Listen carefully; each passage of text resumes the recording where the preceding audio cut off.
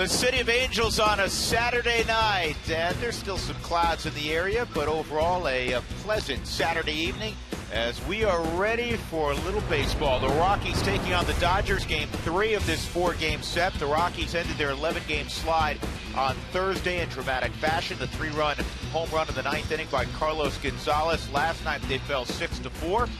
So they'll try to rebound this evening as Walt Weiss returns to the Rockies dugout. He had the emergency appendectomy a couple of days ago, and you're not going to keep him away for very long.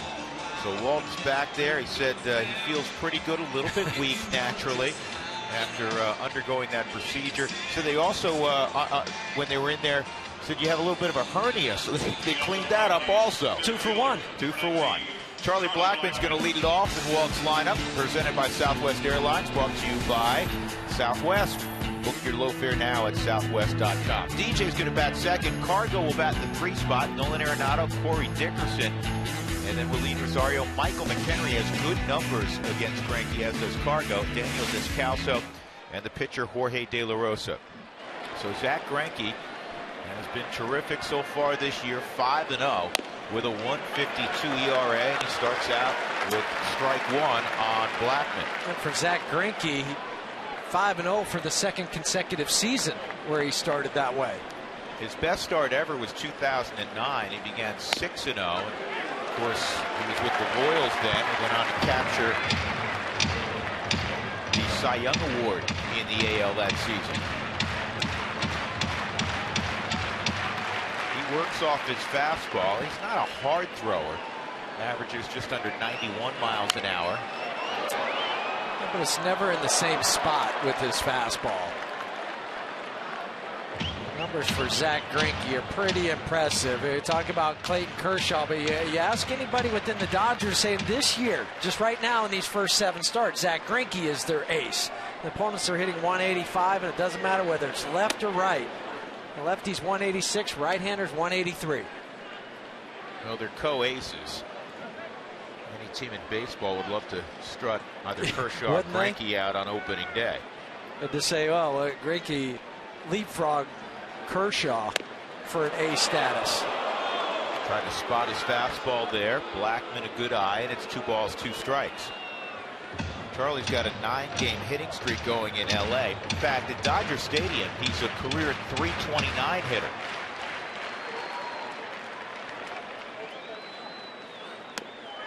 He held up, it looked like. Yeah, I guess not. Third base umpire Mike Winters said he went around. Really no argument from Charlie. Second baseman, number 9, DJ. This was the curveball from Greinke. Straight down. Good depth. It looked like it was a fastball coming out of the hand. Pulls down right at the end of the finish, snaps the wrist. So DJ steps in, and he swings to a fastball at 91. Mayhew hitting .363 against right-handed pitchers. That's second best in the National League. .324 overall. Charlie's 4th.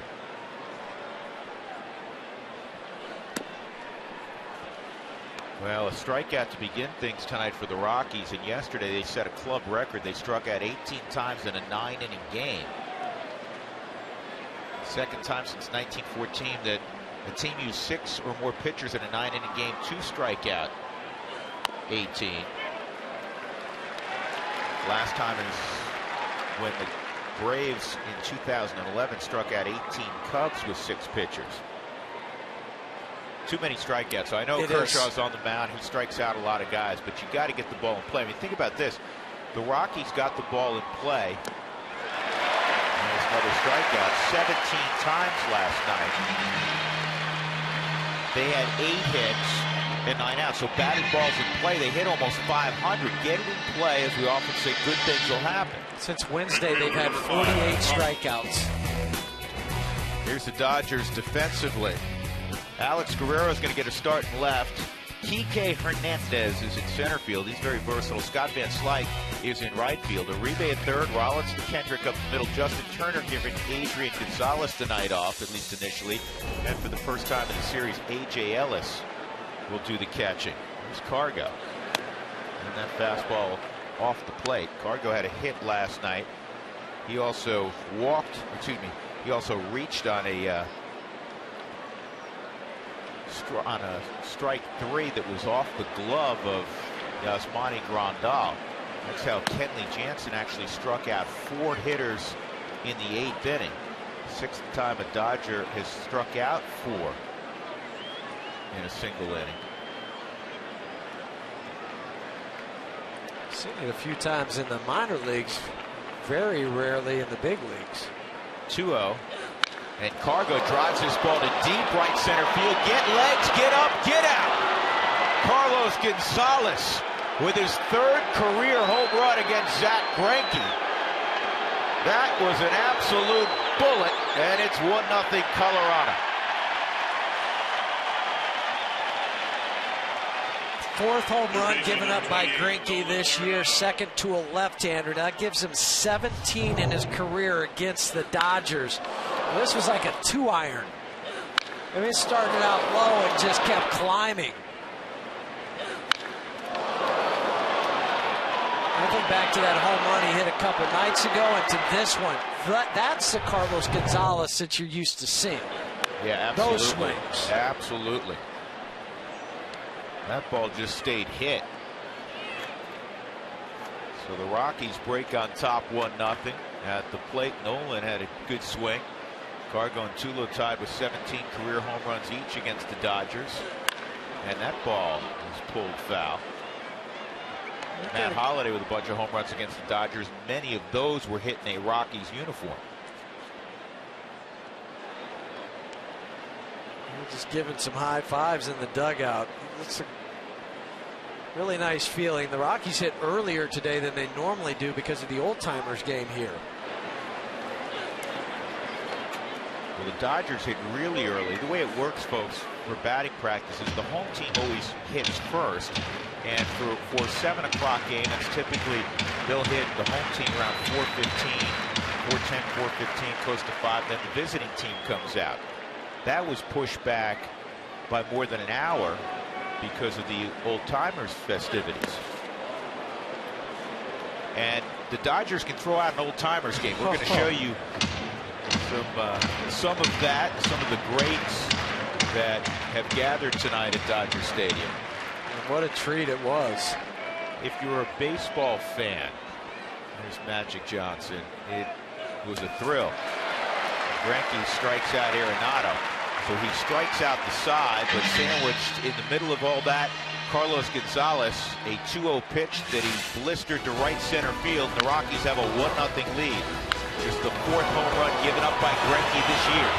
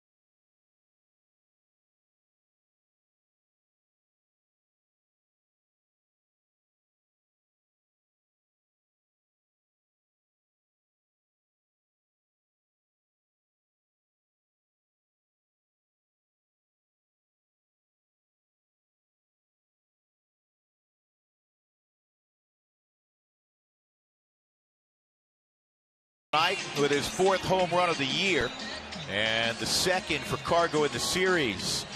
Kike Hernandez, given name Enrique, batting .292, getting a start in center field this evening for Don Mattingly. And here's Mattingly's Southwest batting order. Jimmy Rollins, 4 knocks yesterday for Rollins. He'll bat second. Howie Kendrick had 3 hits. And then Justin Turner, Alex Guerrero, Scott Van Slyke, Juan Uribe, A.J. Ellis, and a very good athlete in Zach Greinke, batting 9. Jorge De La Rosa making his 5th start. And he's looking to put a complete type of start together. You know the story in his last outing. He had a 5-2 lead against Clayton Kershaw, and all of a sudden his command went awry, and he walked 6 out of 7. Yeah, that's the most walks he's had since 2009. That has to turn around. The other number that has to turn around, they need to get some length, and they need to get a win from the starter. Last time a starter won for the Rockies was back on April 27th, and that was Tyler Matzek. Matzek beat the Arizona Diamondbacks in Phoenix that night to start out a 6-game road trip. 1-0 on Hernandez. And that's on the outside corner for a strike. Home plate umpire is Mark Wegner. Marty Foster is at first, Mike Malinsky at second, and Mike Winters is at third. And all the umpires, about an hour before the game, they were next door getting a photo with Vin. That's probably standard operating procedure. All the umpires coming through, and I mean, Vin is so gracious with his time, taking pictures with a lot of folks. He did his standard marvelous job on the announcing of all of the Dodger greats here for the Old Timers game.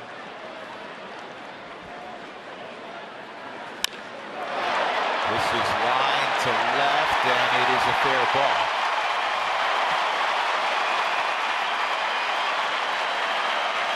For a leadoff double for Hernandez. For Kike, it's his 3rd double this season. Starts with an open stance, gets back to parallel, reaches for this ball. They're still pretty strong to hit it on a 1-hop to the fence in left field.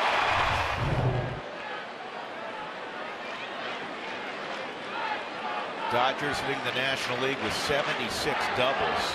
The highest scoring team in baseball right now. Jimmy Rollins, a switch hitter, in from the right side.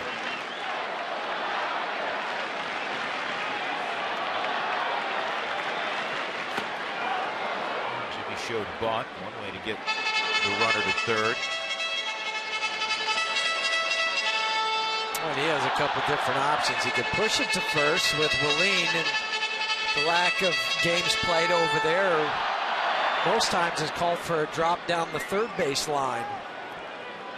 Make the third baseman field it. 1 ball, 1 strike. De La Rosa so far this year, well, the record's not good, 0-2, and the ERA is unsightly at .956. He's averaging just under 94 miles an hour. He's been one of the hardest throwers so far in the National League. Well, and that helps with his cut fastball.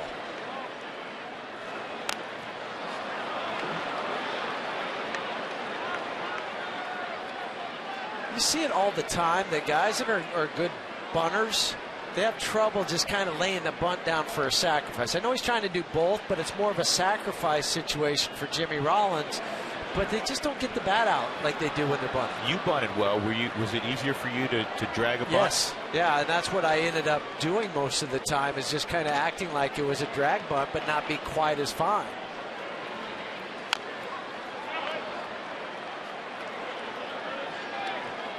De La Rosa's racked up the strikeouts so far this year also. He's got 23 in 16 innings. Well, it goes back to the increased velocity with the fastball. That when you throw the split finger after that, drop it down to 84 miles an hour, and then you'll get those strikeouts. There's a lot of indicators that tell you Jorge's going to turn this thing around. The stuff has been very good. The walks have hurt him, obviously. Started the season late with the groin injury suffered during spring training. And then he kind of re-aggravated it and set him back.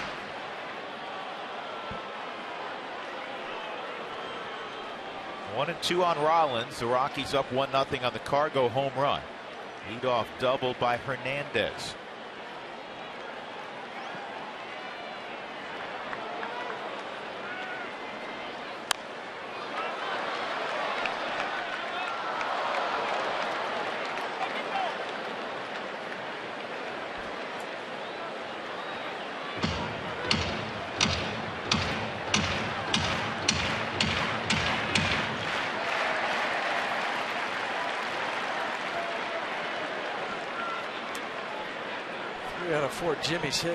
Three of the four hits that Jimmy had last night were batting right-handed.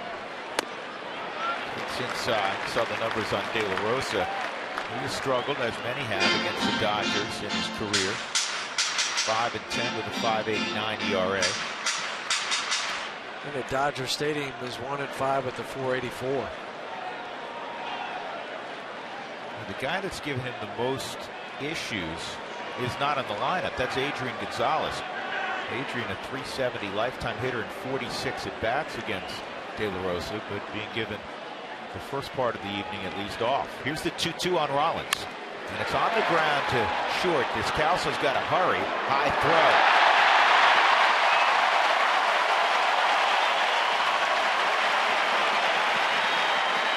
So that'll be an error on Descalso, and they're 2 on, nobody out. Second baseman,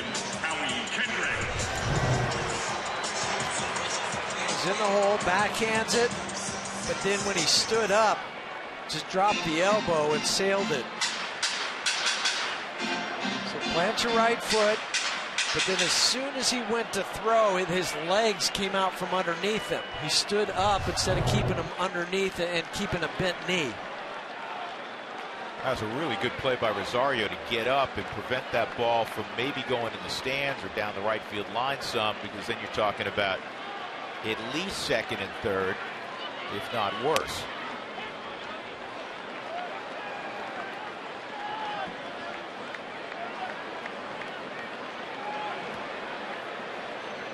Howie Kendrick, 433 runners in scoring position.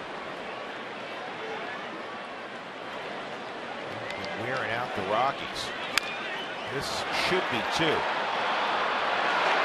Low throw, good scoop at first by Rosario. Yeah, that's 2 plays for Wilane.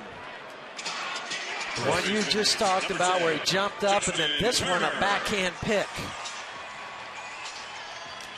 Let's take a look at the Rockies defensively. Dickerson, Blackman, Gonzalez in the outfield. Arenado just 2 errors at third base. Descalso playing short for Tulo. DJ and Wilane, and Michael McHenry's behind the plate. Well, Stu Cole working really hard with Wilane. Wilane's putting in a lot of the work. He did in Albuquerque when he was down there briefly, and he's really busting his butt to become as good a first baseman as he can.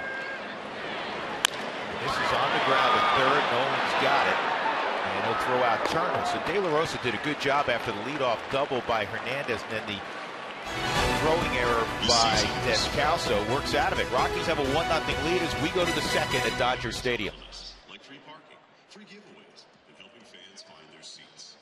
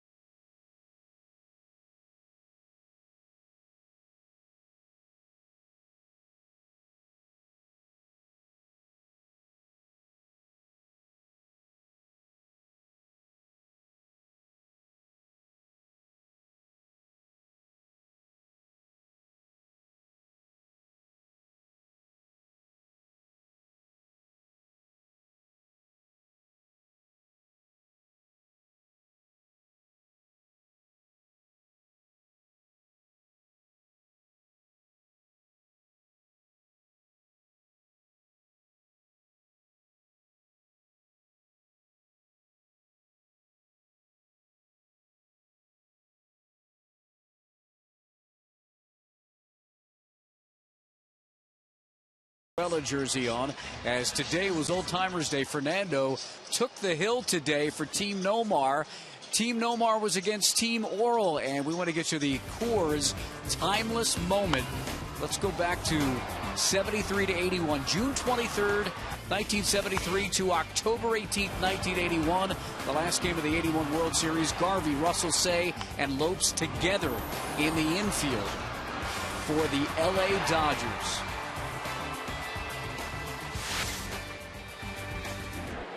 And here's Greinke as he'll throw to Corey Dickerson.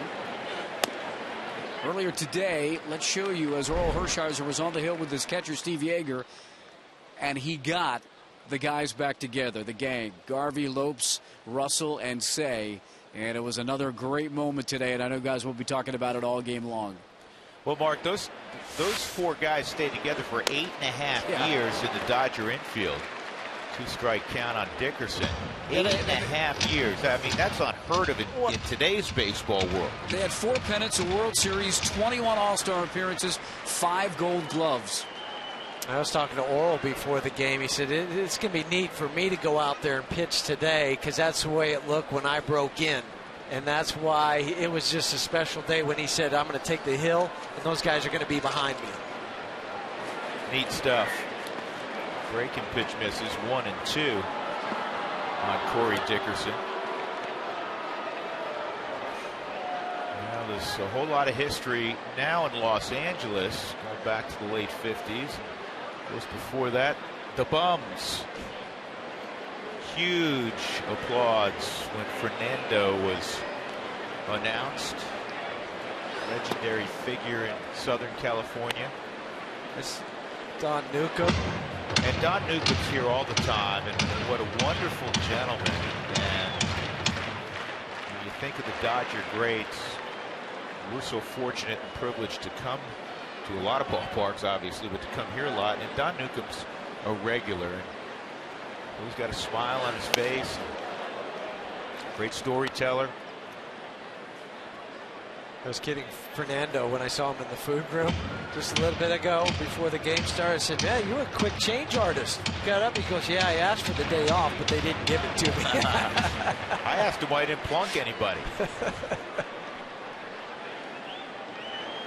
Pretty good matchup on the hill, Fernando and yes, Orel. it was. Here's the 3-2, and it's fouled off. Lasorda at one point goes out to take the baseball from Valenzuela, and they, you know, for the crowd, kiddingly, Fernando wouldn't give up the baseball. He's like, "Nope, it's mine." Chan-Ho Park was here. He came in relief for Orel Hershiser.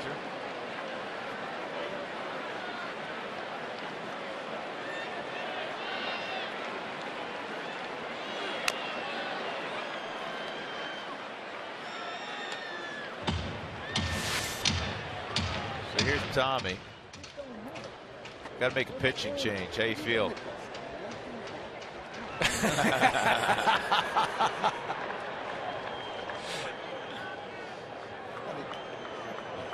Tommy wanted the left-hander.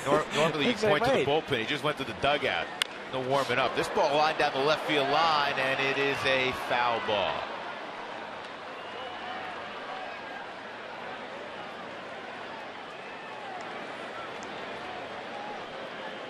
Whole wide range of ages represented. I mean, Nomar still looks great. He works on the Dodger broadcast. He's in tremendous shape. Eric Karros, Todd Zeil's good to see Todd Zeil. Sean Green was here. Jerry Harrison just got done playing. Jerry's he was running around like a puppy dog out there. I'm telling you, everybody's moving really slowly, and Jerry's tearing after a ball. Huey turned to me and he said, "Yeah, he just got done." He just got done. You could tell. Jerry's part of the Dodger broadcast crew as well.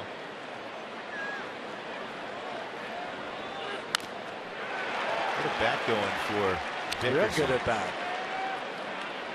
The Rockies have a 1-0 lead, a 2-out solo home run last inning by Carlos Gonzalez. The bleachers in deep right center field. As typical cargo shots. Really just a line drive that goes about 430 feet.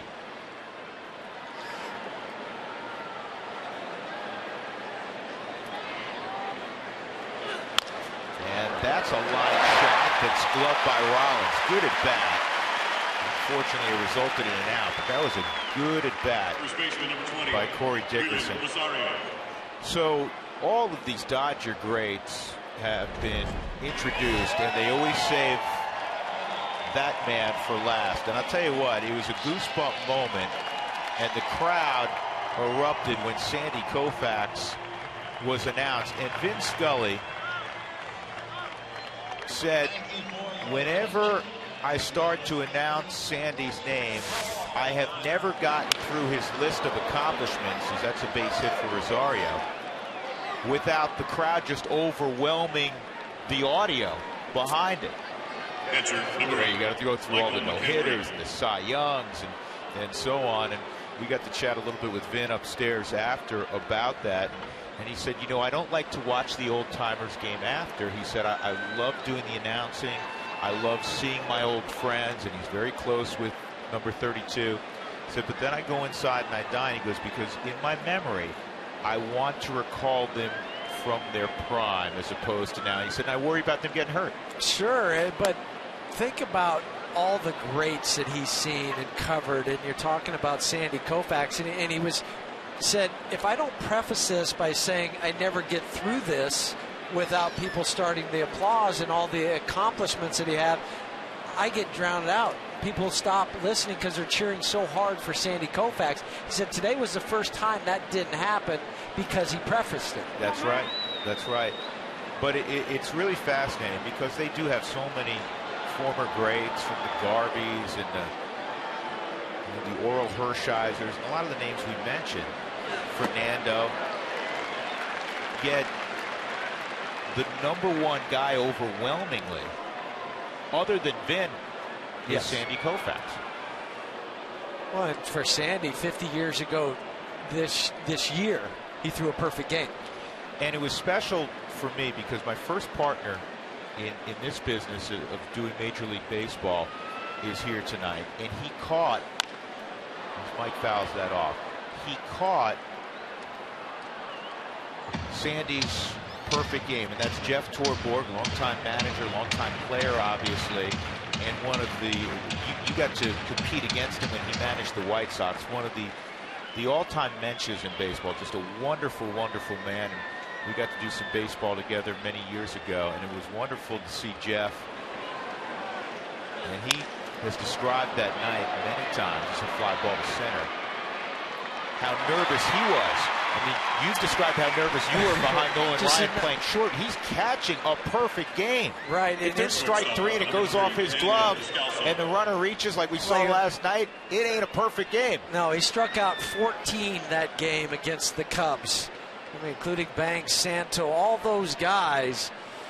But for Sandy Koufax, you always wonder what would have become if he didn't develop the arthritis in the elbow. Many people probably don't realize this. They've heard the name Sandy Koufax and maybe read of his accomplishments. Sandy Koufax left the game when he was 30. 30. And at the time of his induction, I think this is still the case, the youngest player ever inducted into the Hall of Fame. He was inducted in '72. So he was in his 30s when he went into the Hall of Fame.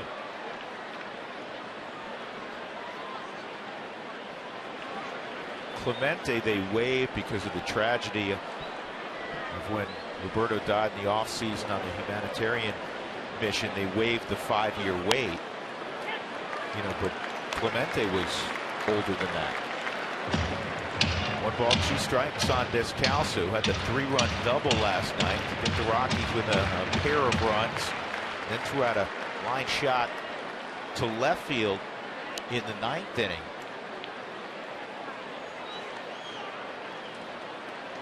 Against Liberatore, the Rockies threatened in the 9th before Juan Nicasio struck out the final 2 hitters.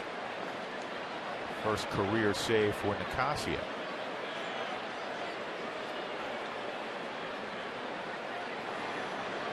One, 2. Inside, 2-2.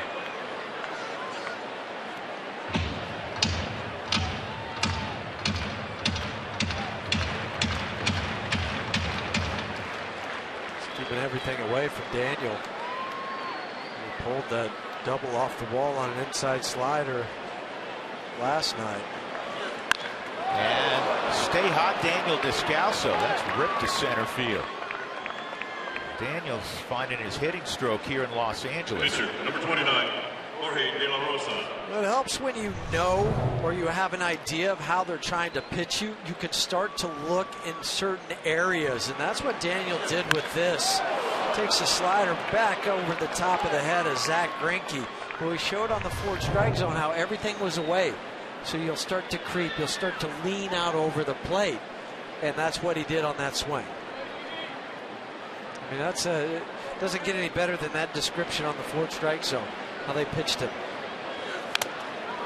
The other thing it does, flips the lineup, brings De La Rosa up.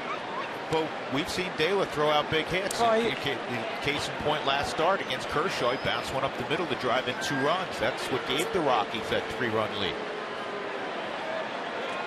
Here's Clayton on his 100th game last night.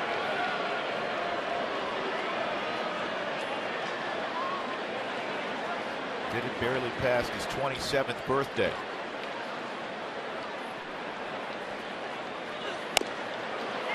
It's a called strike.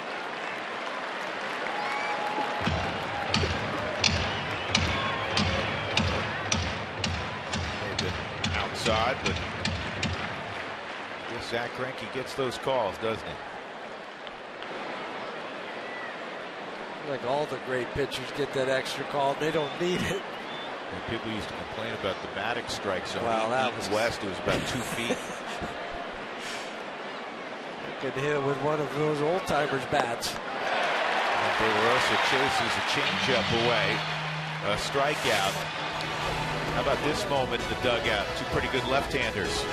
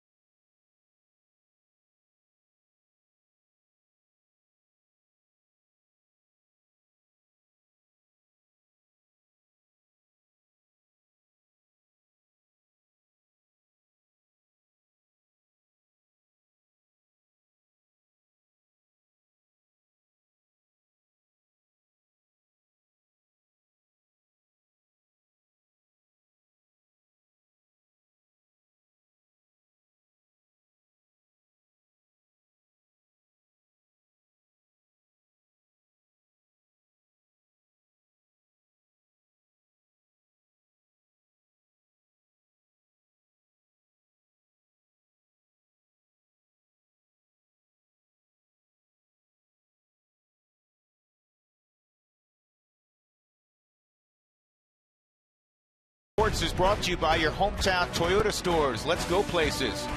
And by Southwest Airlines. Book your low fare now at southwest.com.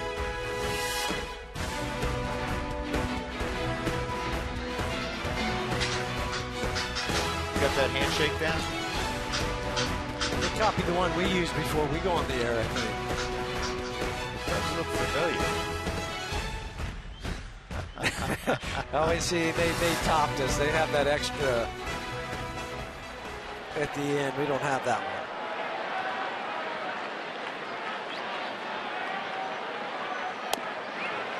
one. De La Rosa starts out. Guerrero with a strike.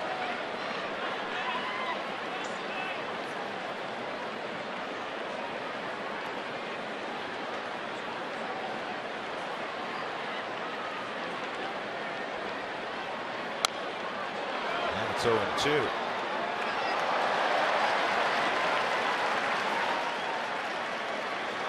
Alex Guerrero was the National League Rookie of the Month for April.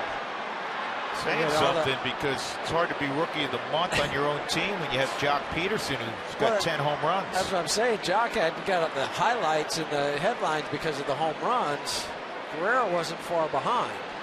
Jock's playing every day typically. Guerrero was not. In fact, he didn't play much at all the first several days of the season. But think about their part-timers and how they've produced. So we mentioned Alex Guerrero, 356 average, 357 average coming in, the 6 home runs, 16 RBIs. Off the bench, Van Slyke, 333, 2 home runs, 14 RBIs. Turner, 302, 5 home runs, 15 RBIs. Those are the numbers of guys who play every day, really good numbers. Even Kike Hernandez. I mean, he was hitting 292 with, I mean, that's a good average, just 1 home run, 3 RBIs, but still 300 in a limited role. And Andre Ethier wasn't scheduled to start. He has because of all the injuries, Crawford and Puig. He's hitting 330. Here's the 1-2 on Guerrero. That's inside, 2-2.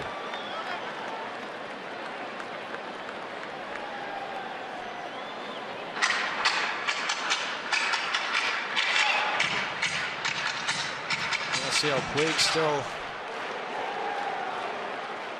a ways out with the hamstring strain that he's dealing with.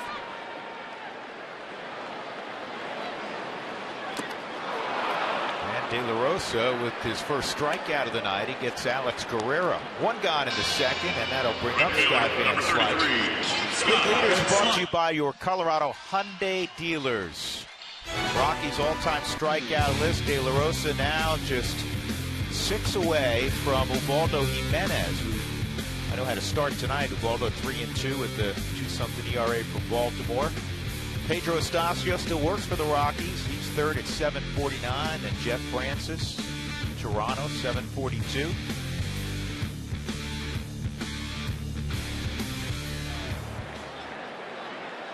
One out, Van Slyke. Curveball for a strike.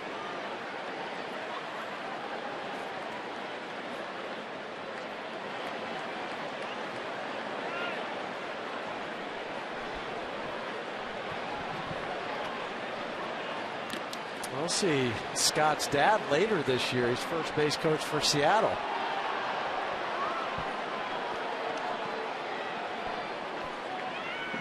Looking forward to going up to Seattle. It's been several years since the Rockies have played up at Safeco.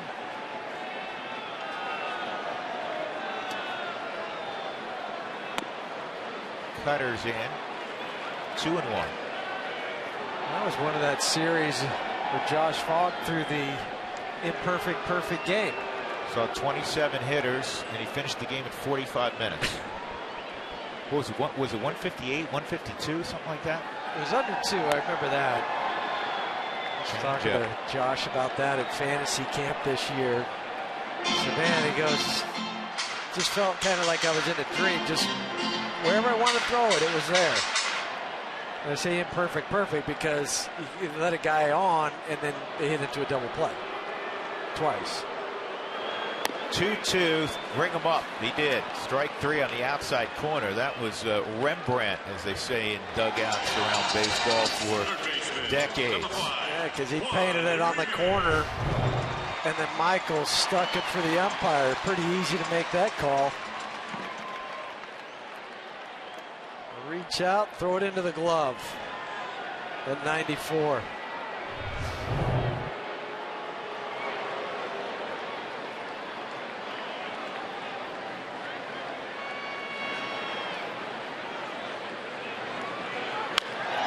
Uribe fouls it off. Oh, low. There's a Bundy with the bobble. He's allowed to. Way back in 1988, Jacksonville, Florida, Lorenzo and I played together. Double-A. Those long bus rides in the Southern League. 0-1 on Uribe. You guys were catching up yesterday and comparing notes on the kids. That's one of those things you always do now at our age. Yeah. He's got a daughter heading to med school soon. Yep. This fall. Did he go? Nope.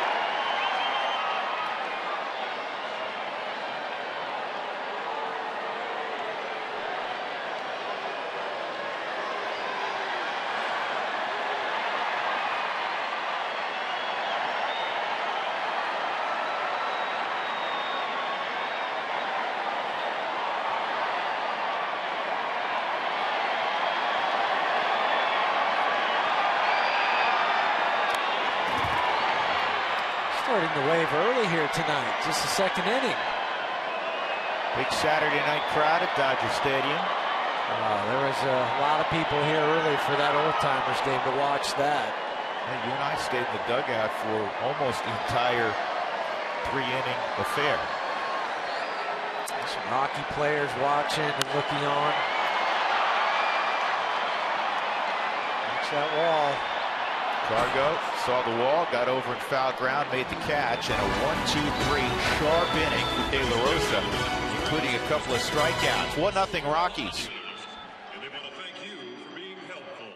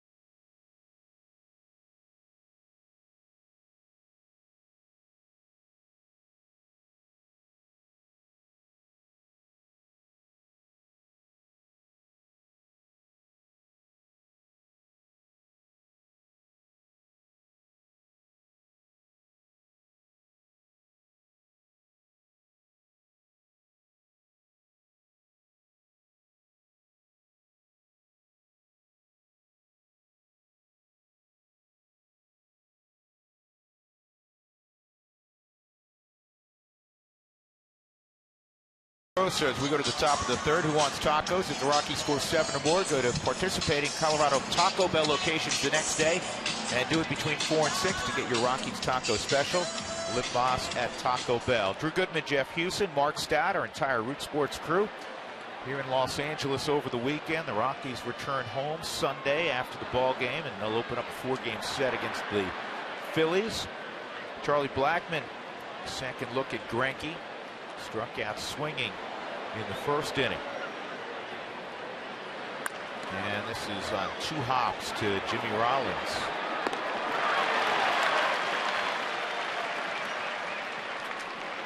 Rockies fans, you can join the conversation each and every night. Just send us your thoughts, photos. Do it with Twitter, Instagram, or Facebook. Just include the hashtag Toyota Talk, and we'll get as many of those thoughts and picks on. Well, one of the top prospects really in all of baseball, David Dahl, Alabama high school sign for the Rockies, has a 13-game hitting streak with the Rockcats. We got a few guys tearing things up for the Rockcats. Trevor Story, he was a high school sign out of Texas. Tommy Murphy has 6 home runs for the Rockcats. He's out of the University of Buffalo.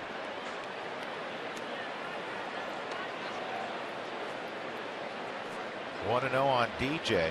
DJ struck out swinging his first time. Cargo on deck.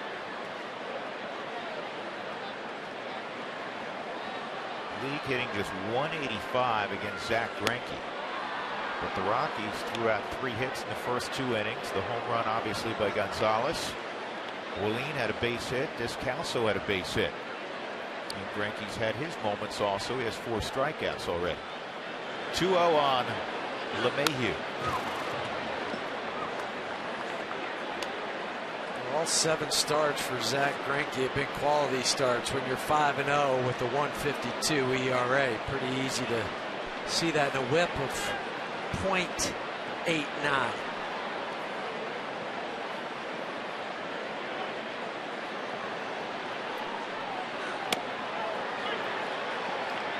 Call strike 2-2.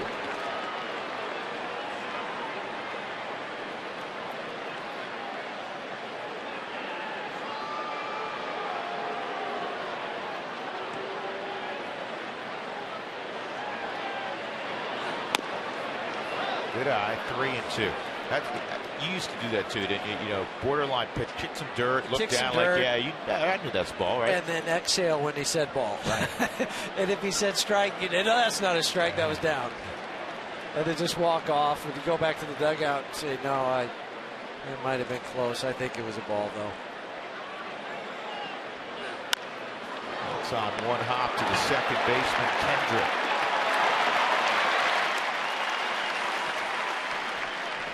Oh, when you're on a list with Fernando Valenzuela and that special year that he had, then you know you're on a pretty good list, because consecutive quality starts for Zach Greinke, tied with Don Sutton with 7. Talked about was it Brad Penny that we talked about last night before? Sometimes we'd see him go out there and throw 50 out of 52 pitches and be fastballs to start a game. There's also a guy, as Cargo bounces one to the right side. It's a 1-2-3 inning for Greinke. He's also one of those guys who'd be 90-91, and then all of a sudden in the 6th, 7th inning, he'd go get 97.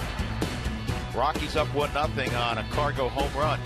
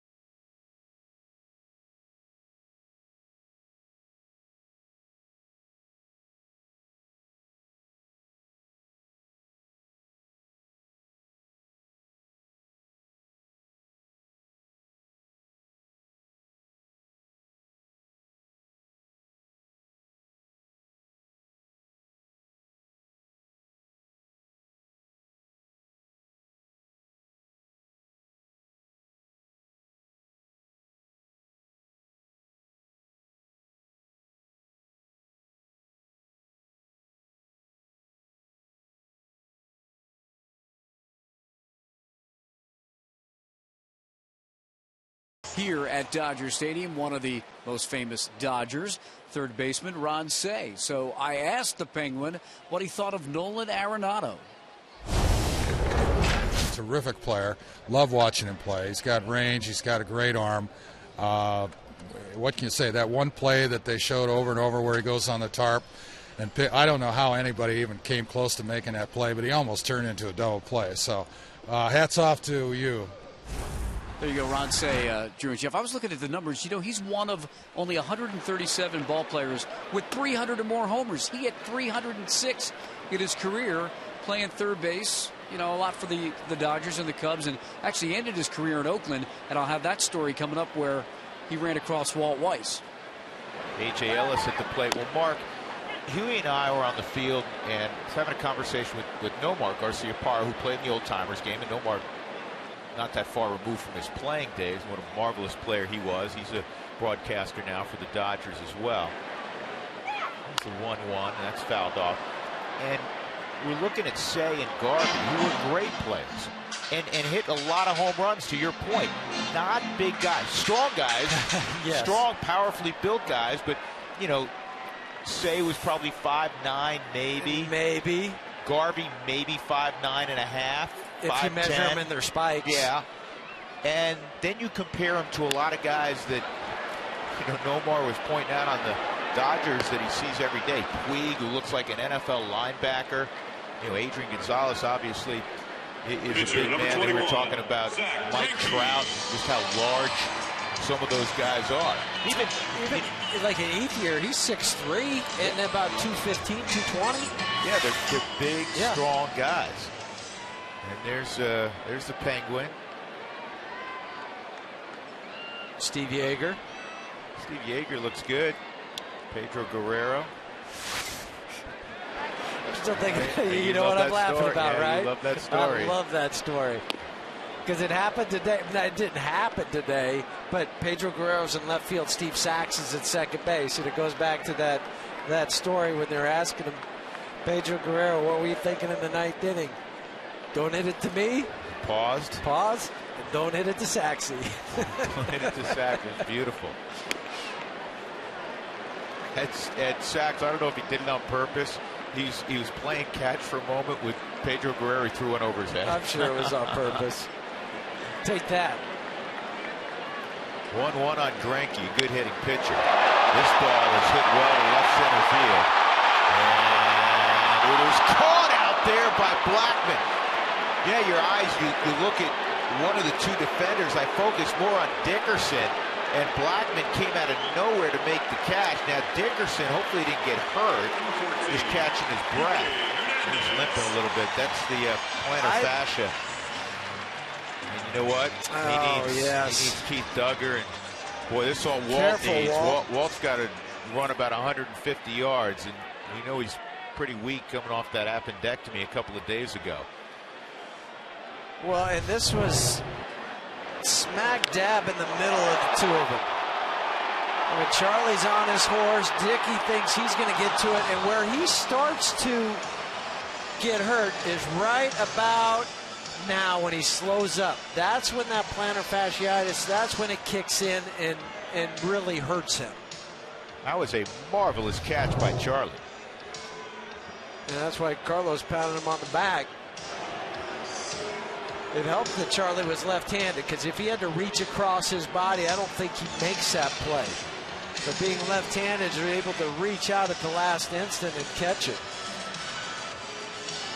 That's another teaching point for kids, is when you're running for a fly ball, don't run with your glove out. Keep it by your side, and then when you think you're about ready to catch it, then you throw it out.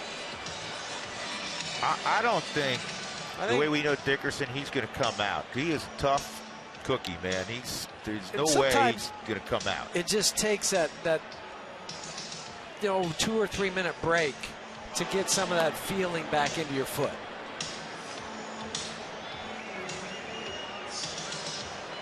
And one more look, and just keep an eye on Charlie. Oh, he's running, and then he reaches up right now. You see his glove start to extend.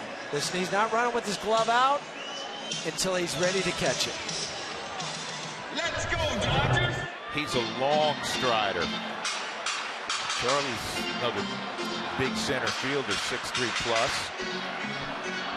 Way to cover the field, Blackmon. And he tweeted in. So there are 2 outs, and Kike Hernandez up for the second time. He has the only hit for the Dodgers. He led off with a double down the left field line. That's on the outside corner. Well, De La Rosa has good stuff, and he has good location. 39 pitches, 28 for strikes. That's great to see. Because too many times this year we've seen a lot of high pitch counts, and you're talking about a 50-50 split. Nice play. That's why you put your glove. Especially sitting in those seats. Jorge out in front. He's got a splitter count. 0-2. throw that split about close to 27% of the time.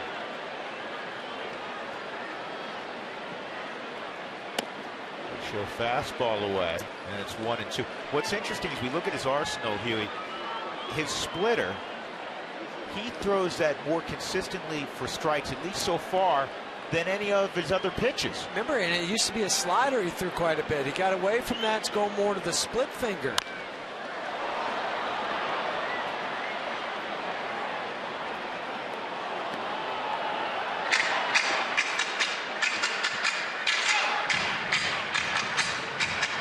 Two straight fastballs. I think it's set. Began as an 0-2 pitch, and now it's 1-2. See if it's set up for that. I think it is.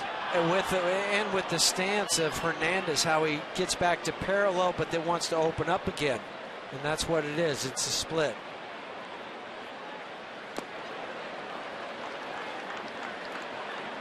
Two and two.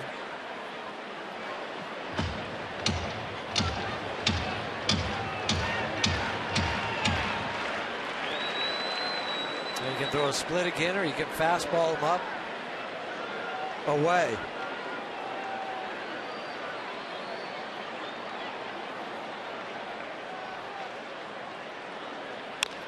This ball sharply hit, but it's at Nolan. And he throws across to Rosario. It's another 1-2-3 inning.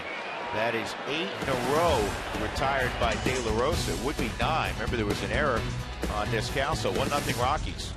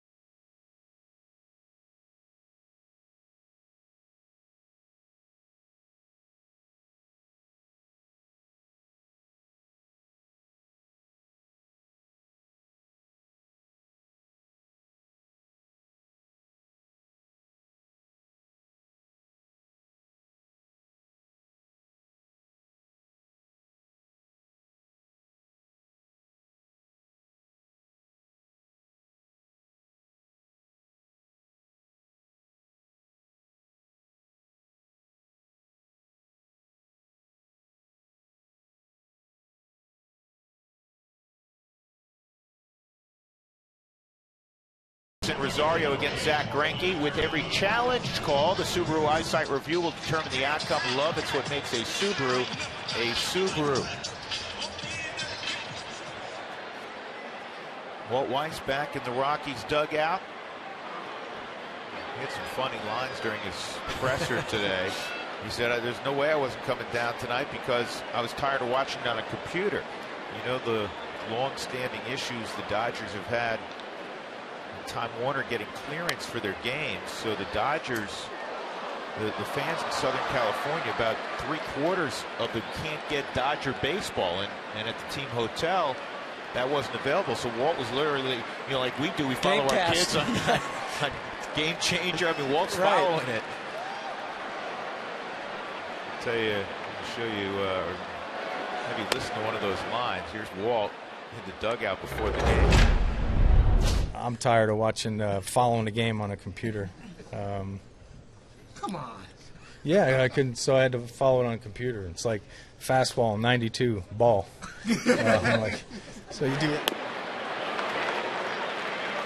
I wasn't doing that. I was coming over here no matter what. I wasn't doing that again. So Walt is here, and it's good to see his smile and see him with a sense of humor. Probably not pleased right now because Corey Dickerson's going to have to come out of the game. He stayed out in the field, but he's due up next, and Drew Stubbs is in the on-deck circle. And you're already short on your bench with just 4 bench players, and Troy being one of them. So Rafael Ano, who's back, is your only extra position player now that's available. This ball's hit to deep left, but Guerrero will have it, and Arenado's retired.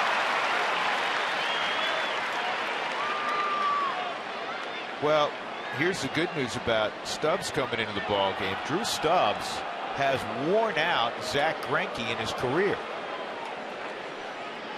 Stubbs, in 26 at-bats, has 11 hits, a .423 average. Slugging .500 against Greinke.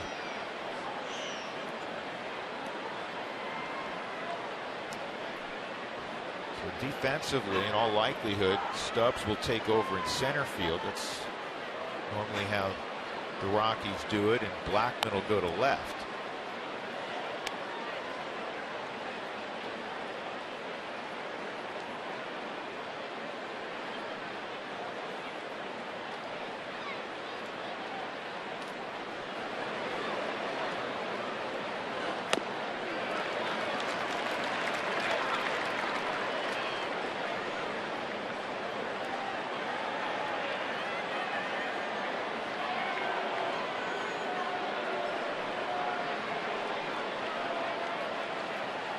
The 1-1 on Drew, and it's punched to second. Kendrick's got it.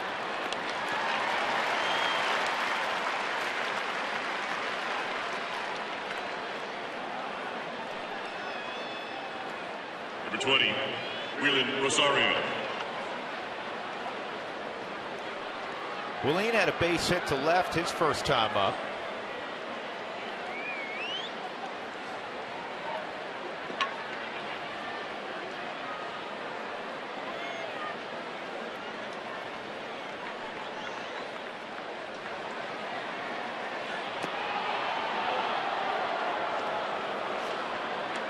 With that base hit, his batting average went up to .306.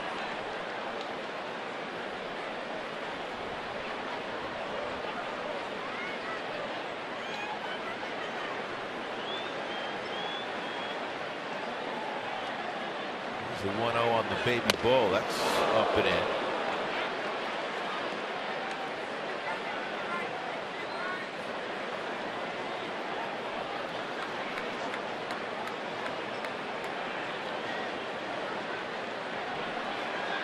Run on 3 hits for the Rockies. No runs, just 1 hit for LA. And that slider, that's where he's located his slider this year. Last year, 58% of the time he got the slider at the knees or below, which is still pretty good. Last year, or this year, 71% of the time he's been able to locate that slider down. He's getting a lot of swings and misses with it. And just a .148.6 batting average against on that slider. Right center field, it's going to drop. Another base hit for Wheelan. Good for Wheelan to fight off the fastball and take it the other way.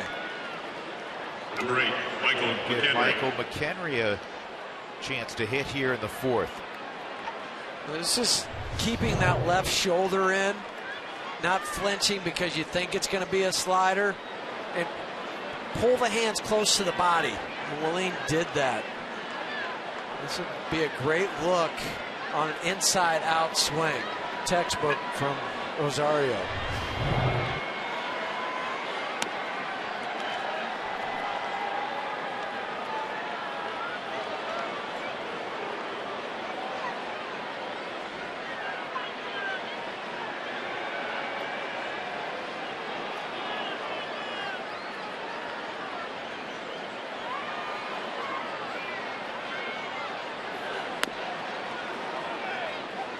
2-0 on McHenry.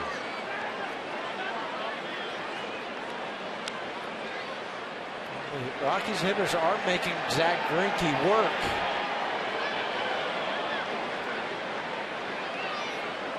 And after his last start against Colorado, he said it's one of the toughest lineups he's faced in the National League. This ball is hammered to center field. Hernandez going back, and oh, he made the catch. What a tremendous catch by Hernandez, showing the baseball to his teammates in the crowd. The hat almost fell off his head.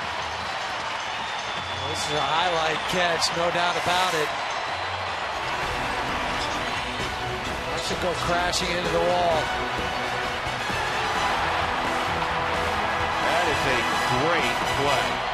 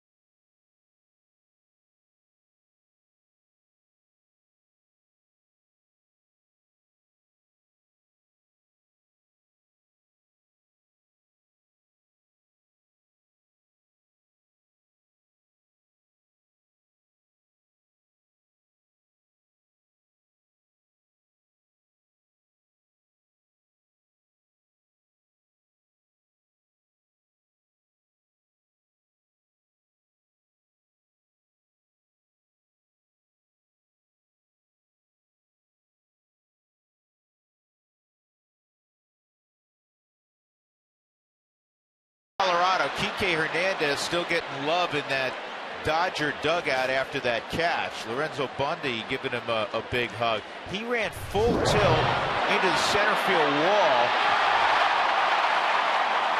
bounced out the other side. That's a great catch for a guy that plays center field every day. In his career, he's been primarily an infielder.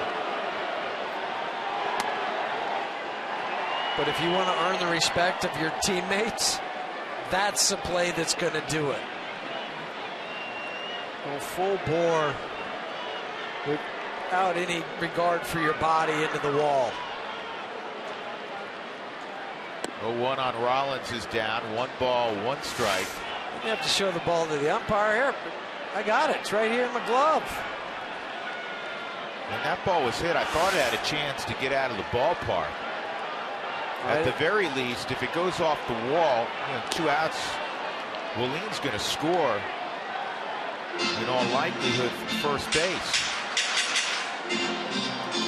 For Kike to turn and just start running there as he's having to look over his shoulder. And once you hit that warning track, usually all bets are off. It's the 1-2 from Dela. Good pitch.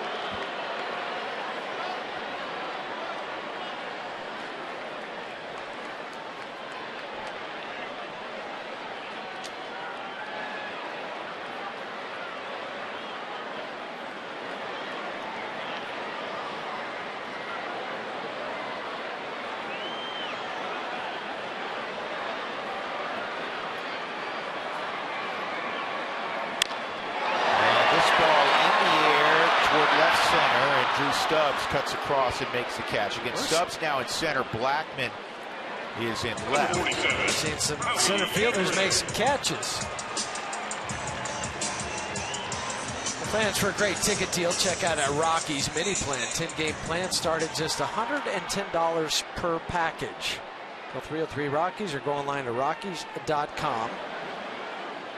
Get your mini plan. 9 in a row set down by De La Rosa. Howie Kendrick bounced into a 6-4-3 double play in the first, and this is to Nolan. 2 outs.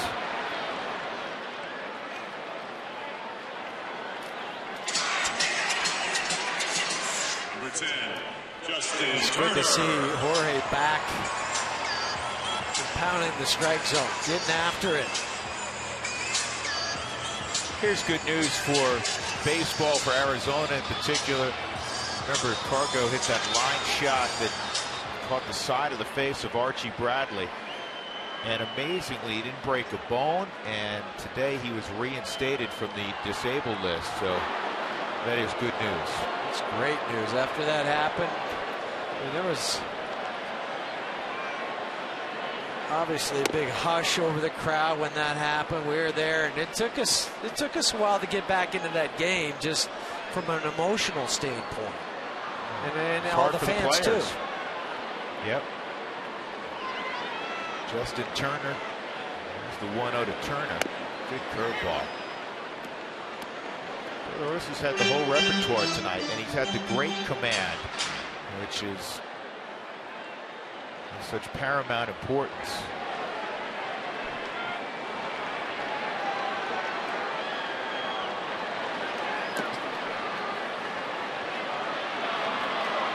One on Turner.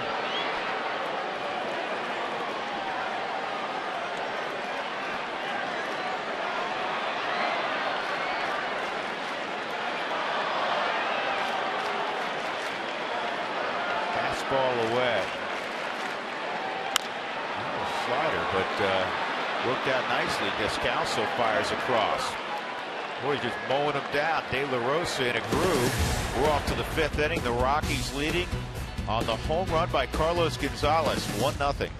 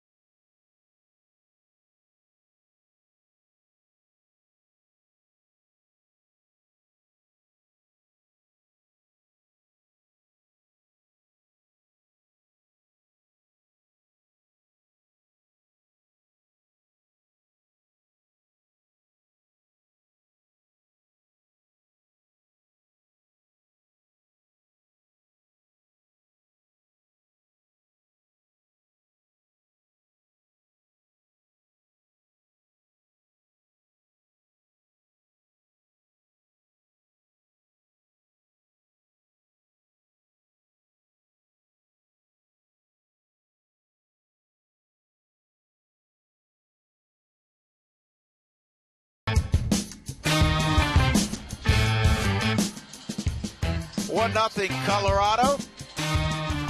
Inland from the Pacific Ocean, Chavez Ravine, Drew Goodman, Jeff Houston, Mark Stout. Saturday night at Dodger Stadium. Zach Greinke's ready to go, as is Daniel Descalso, who singled his first time up. Daniel came into the ball game when Tulo came out last night.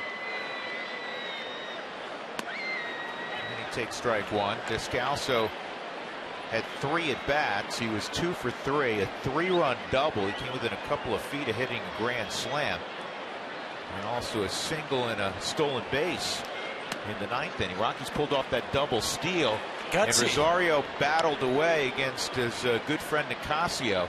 The pitch that he'd like to have back, that slider out over the middle of the plate that he fouled straight back, and then a pitch or two later he struck out on a fastball to end the ball game.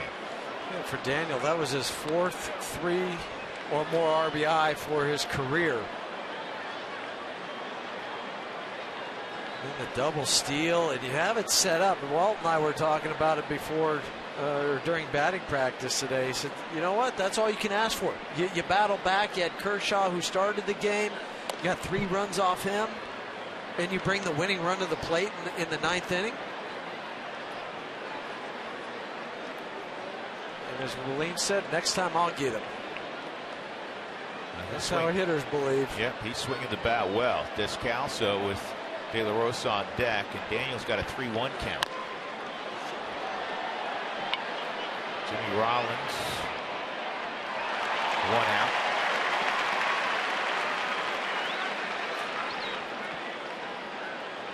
Number 29, Jorge De La Rosa.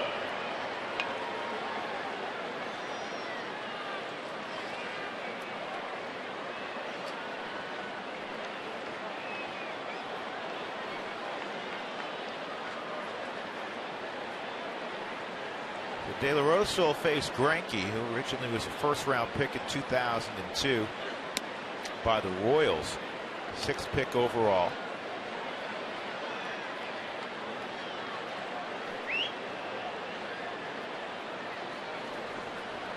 Native of Florida.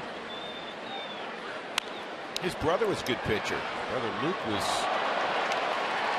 drafted by the Yankees in 2008, 12th round pick, since been released. Zach in his career 128 and 90 for the Dodgers since 2013. 37 and 12. This is sharply hit, and Rollins is going to be able to throw out De La Rosa. And just hope De La Rosa didn't hurt himself with that groin trying to leg out an infield hit. He looks to be okay. Good play by Rollins. Yeah, and I think Zach Greinke might have to pick up a couple dinners on the next road trip. Jimmy Rollins being one of them with this dive and spin. Number 19, Charlie Blackmon. The throw on the money. And I know this year Jimmy Rollins, his fielding percentage is 950, but for his career it's 983. He's got 6 errors this year, but he's been a perennial, at least in his prime, a perennial Gold Glove candidate, if not winner. He was quoted the other day as saying, now the award's got to lean. He used to battle Tulowitzki for it every year. It's got to lean toward Andrelton Simmons, who's won the last couple, the magician at short for Atlanta, and also Adeiny Echeverria for the Marlins. Echeverria, he would make those silly errors. He'd make the great play and then throw away a routine ball or a 2 or 3 hopper, just drop it. As some young players will tend to do in their career. But this year, that's not happening. Now he's become, such an end, and Charlie's going to go to first.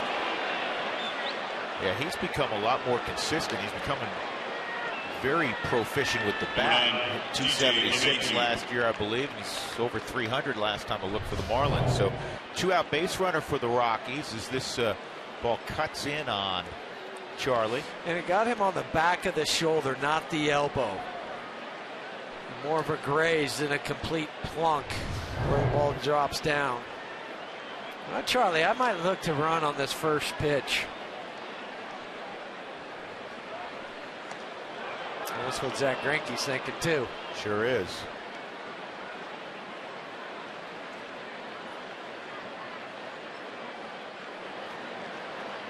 Last night Mark had the subject of records that are be virtually impossible to break. He started out the 511 wins of Cy Young. You think of Zach Greinke, and you think one of the top pitchers in baseball. You think of a guy that has been more or less pretty durable. 32 starts last year.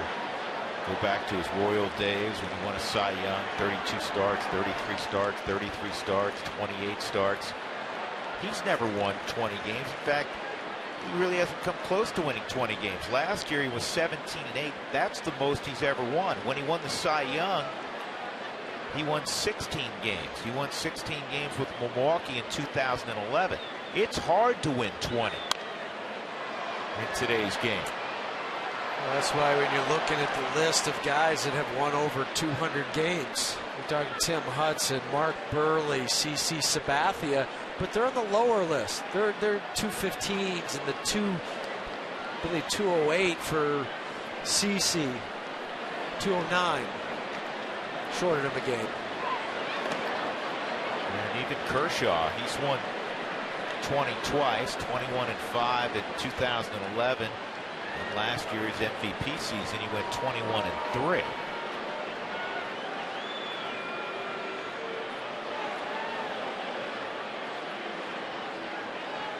High water mark for the Rockies, the 19-win season in 2010 for Ubaldo.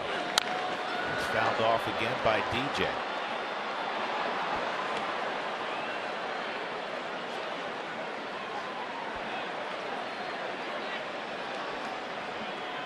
Well, it's a running count now if Charlie decides to go.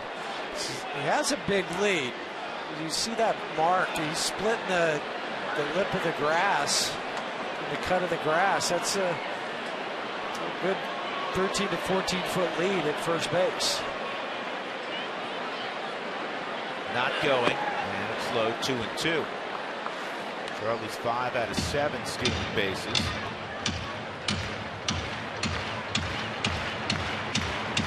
He was on the front end of a double steal where he stole third in last night's game.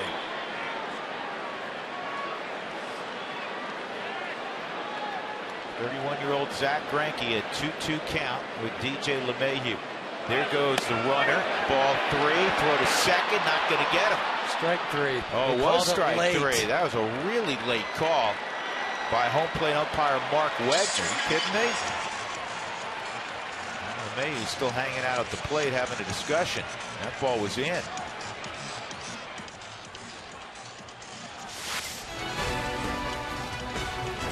Nobody knew it.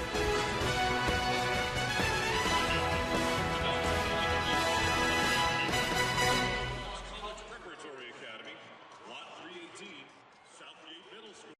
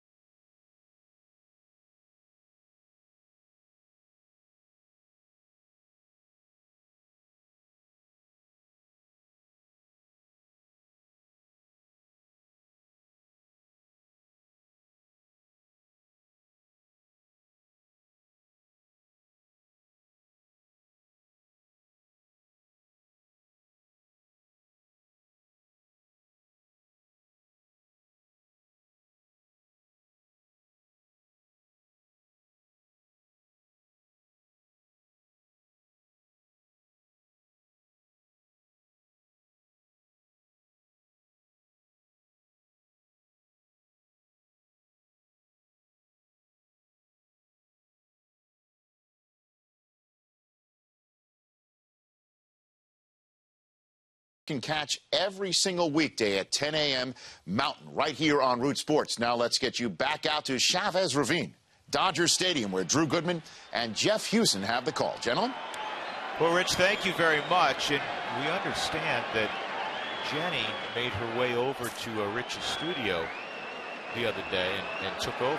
Yeah, I heard we're going to have to wait until tomorrow to actually see all the hilarity events that went on. Jocularity. Alex Guerrero flies out on his on the first pitch from De La Rosa, 1 out.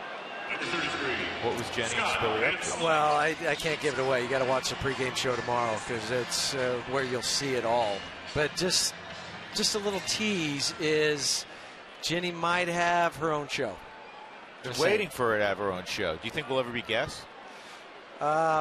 Maybe you. Me? Yes. Exactly. You? I don't know. That's kind of what I figured. You're supposed to let me down. Gently? Yeah. Okay, yeah, sure. Scott Van Slyke struck out his first time. De La Rosa is dealing. This is the De La Rosa we are familiar with from the past, making his 5th start of the year.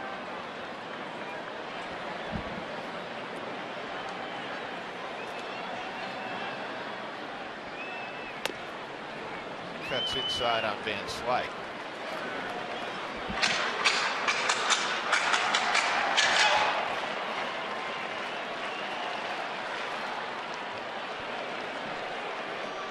"12 in a row retired by Jorge."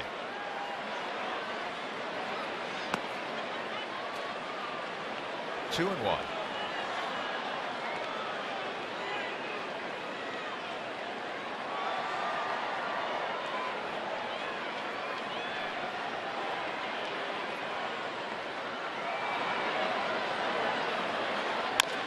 On the ground, deep short. Descalso sets his feet. Good throw.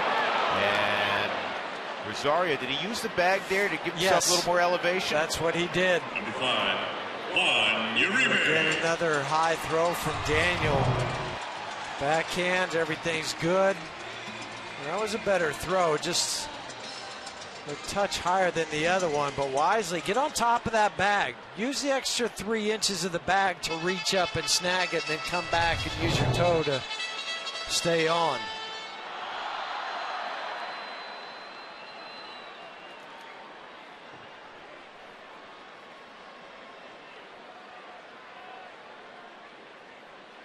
Two gone, and Uribe hits one to center field, and this one's going to die in the glove of Stubbs as well. Another 1-2-3 inning, 14 straight, set down by De La Rosa. The only run, a home run from Cargo. He'll lead off next inning.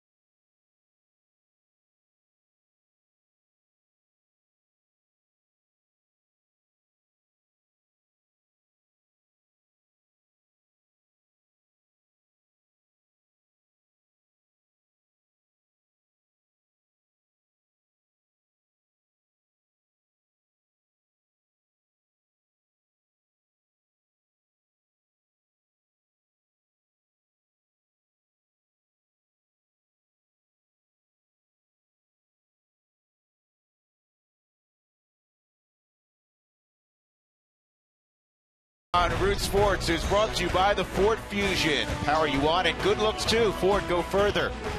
By Southwest Airlines. Book your low fare now at southwest.com. And by CenturyLink, your link to what's next. Rockies up 1-0 as Cargo steps in. Long home run to right center with 2 outs in the first inning. That is the difference in this baseball game. Flying along, top of the 6th inning, just 5 combined hits in the game. The Rockies have 4 of them, and the first pitch is in. See, as Jeff described, the 2-iron Cargo hit out. Yeah, it starts about 2.5 feet off the ground and ends up 420 feet away in somebody's lap. Cargo with a 2-0 count. 333 lifetime average against Greinke with 3 home runs. Yes, that's Parker, the Cargo I agree we all with know. you. Yep. Gonna get him on a roll.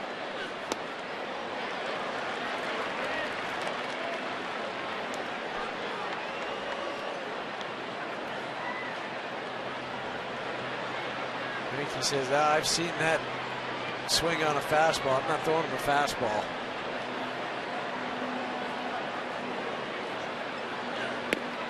Three and one. Arenado to follow.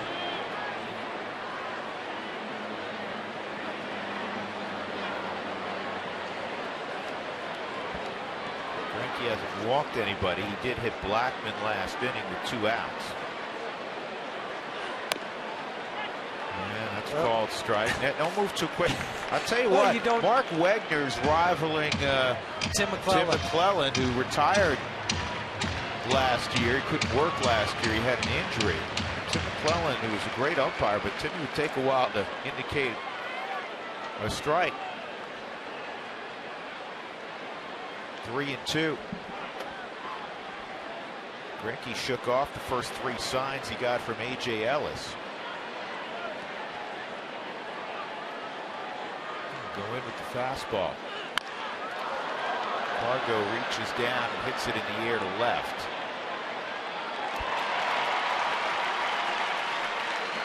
All fans attending the Saturday, May 23rd game, the 2:10 game, the first game that day, will strike out Stroke Fast Magnet.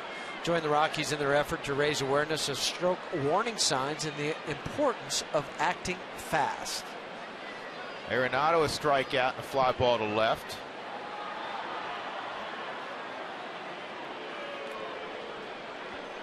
Nolan's got an 8-game hitting streak here at Dodger Stadium.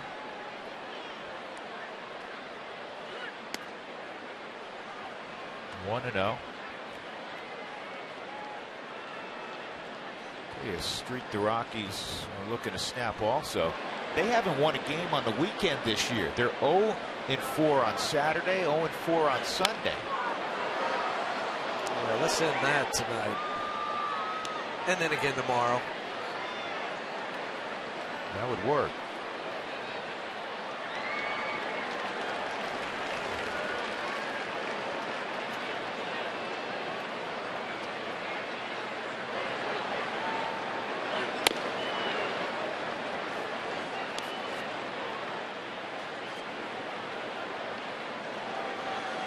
Greinke 88 pitches in as he works here with 1 out in the 6th inning.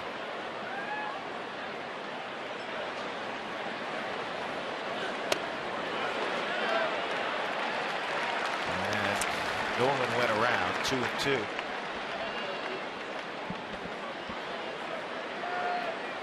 Been mixing it up to Nolan. Now they're throwing everything in hard in and then soft away. Just a typical way to pitch a batter.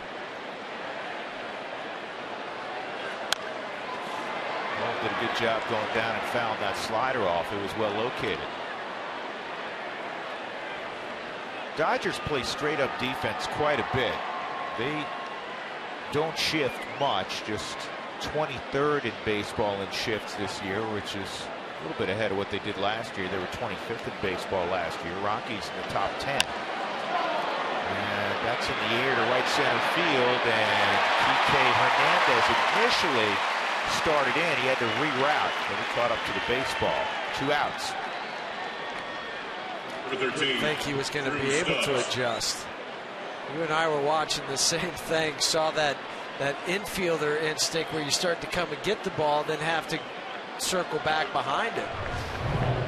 Watch, Kike comes in. Oh, wait a second, I got to go back. That was the banana route to the baseball. Outside on Stubbs.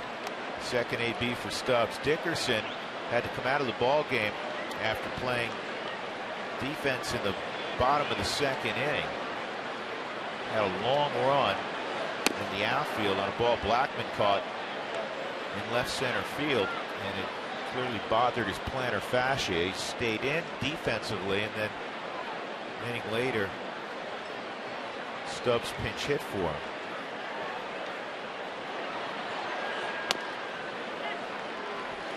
I think it's something that he's just going to have to deal with the rest of this year, unfortunately. The only way it gets better is with rest, and that's not going to happen. And you sleep in those boots at night to keep your arch. Garrett Anderson, when playing with him and the Angels. He'd get off a plane, he'd be carrying his boot. I said, why do you have that? He goes, well, I got to put it on when I sleep at night. Stretch the foot out. Whatever you have to do. 3-1, 3-2.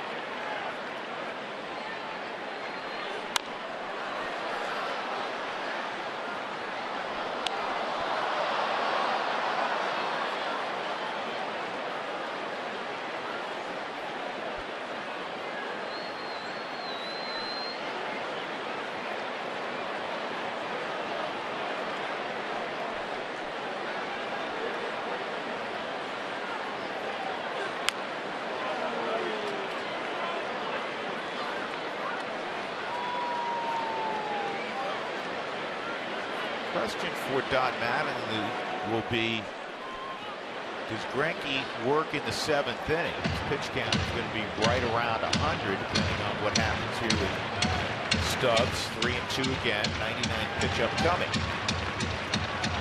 His high was back on April 29th at San Francisco. He threw 110 in that game. It's pretty much the normal ceiling for most pitchers in baseball. Remember, it used to be 125, 120, 125. I'm talking 10, 15 years ago.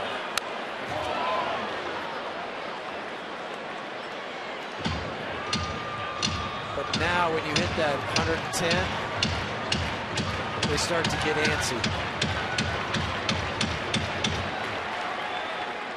And Rick Honeycutt, as we speak, is heading over to the bullpen phone. Here comes pitch number 100. Stubbs.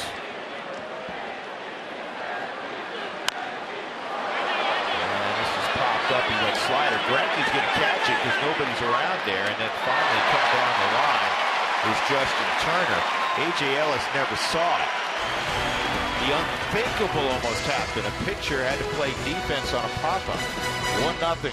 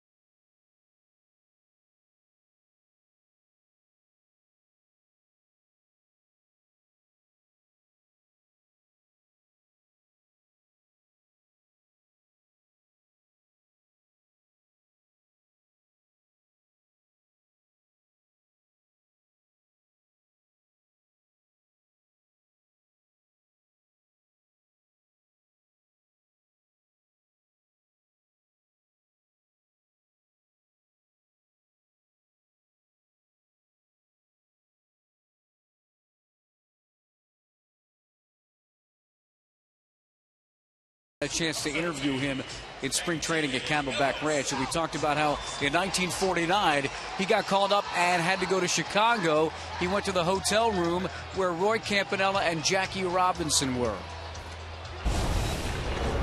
I walked in, I said, well, how about me having dinner, Jack? And Roy, well, call room service. I said, what's room service? I didn't know what it was. You just get on the phone and ask for room service and tell them what you want. I said, how do I pay for it? They signed the check. So this sounds like the big leagues. Don, it is the big leagues. Do it. Jack was always there, and Roy, they were the greatest guys to play with. And I called and got my dinner. I had shrimp salad for appetizer. I had me a steak for dinner. I said, Jack, I could enjoy this. He said, well, win some ball games, and then we'll see how well you enjoy it. That's what Jackie Robinson said to him. Well, he won 123 and 66 for the Dodgers as Arenado records the first out on A.J. Ellis. And that year in 1949, he came up and made. He struggled early on, but he won 17 games. He was the Rookie of the Year. And he also won the Cy Young and the MVP later in his career. And it was just a privilege to talk to Don Newcomb and see him again here today at Old Timers Day, guys. He's a Jersey kid, and he'll be 89 next month. He played 1 year in the Negro Leagues with the Newark Eagles, and then signed with the Dodgers. And the great Sandy Koufax and Don Newcomb visiting. That is truly baseball royalty. We used to also use Don Newcomb as a pinch hitter. Could swing it. So Zach Greinke's done. Jock Peterson's going to pinch hit for him with 1 out in the 6th inning. De La Rosa, 15 in a row he is set down. And he gets a swing and a miss. He is now 13 for 18 on first pitch strikes.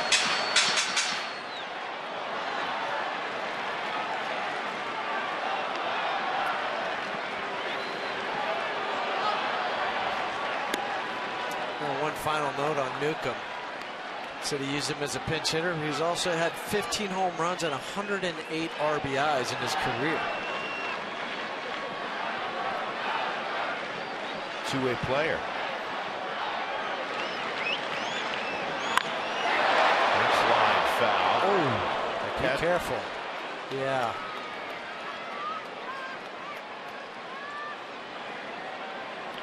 So, yeah, because it looked like it caught a youngster down the line. So Nuke will be 89 next month, and Sandy Koufax in December will turn 80.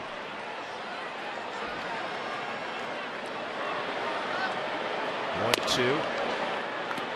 De La Rosa thought it was strike 3. Well, I'll tell you what, it was well received by McHenry. He really hooded that baseball, tried to freeze it in the strike zone. That's why De La Rosa thought it was, but it wasn't on the 4th strike zone. He goes slider again. He did. That or splitter. It's really hard to tell. But it depends on how he wants to throw it. If he wants to throw it and have the slider action, he'll drop the wrist down and get off to the side more. If he wants it to tumble straight over the top, he'll keep the wrist on top of the baseball and then pull that thumb through the split fingers. This is his first 3-ball count of the evening. That is something.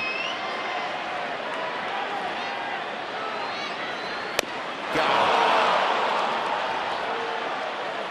So De La Rosa strikes out Peterson, pinch hitting for the 2nd out in the 6th. And that'll bring up Enrique Hernandez. 3rd strikeout for De La Rosa. And for Jock Peterson, he does have trouble with the ball up. That was right at the belt. He swung underneath it. And De La Rosa just carving them up tonight.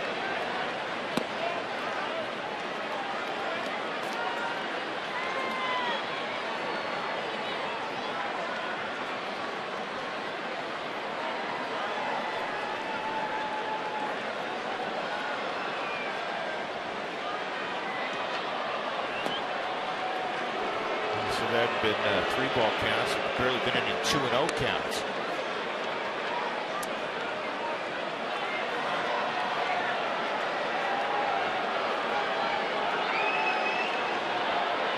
Nothing Colorado, a 2-out.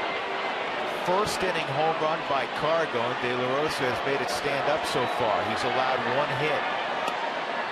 It's in there, 2-1. He's also retired 16 straight. The 1 hit he allowed was to the guy who's at the plate, Kike Hernandez, in the bottom of the 1st inning. He had a double. He's got, well, he would have had everybody since Rollins reached on an error right behind him. But after that, A bunch of zeros thrown up by De La Rosa. He's got a 3-1 count. De La Rosa 72 pitches in, which is an extraordinarily low number for 2 outs in the 6th inning.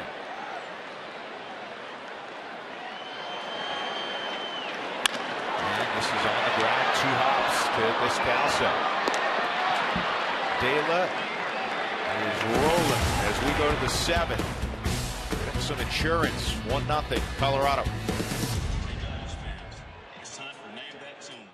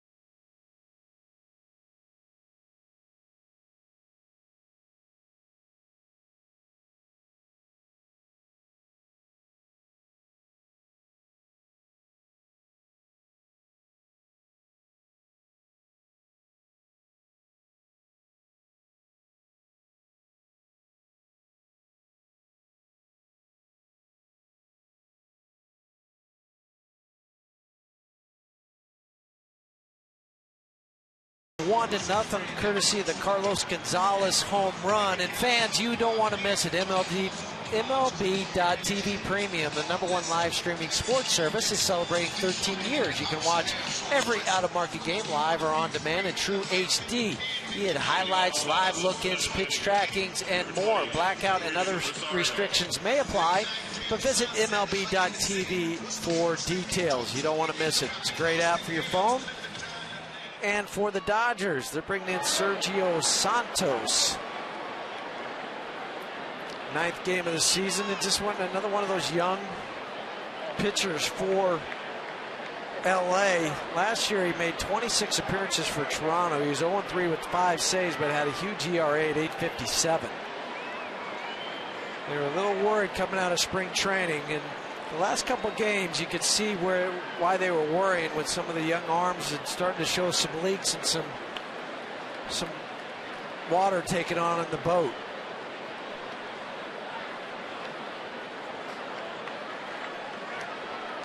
So Santos to Willeen, and it's a ground ball to Uribe. First time Willeen's been retired this evening. 1 out, that'll bring up Mike McHenry.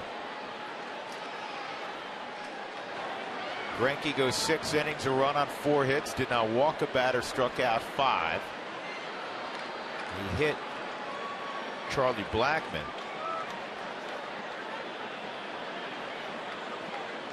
McHenry, fly ball to center field, and then a drive to the wall in center, in which Kike Hernandez made a phenomenal catch, and it probably prevented a run because Rosario was on first base when the ball was driven to the 396-foot mark in center field.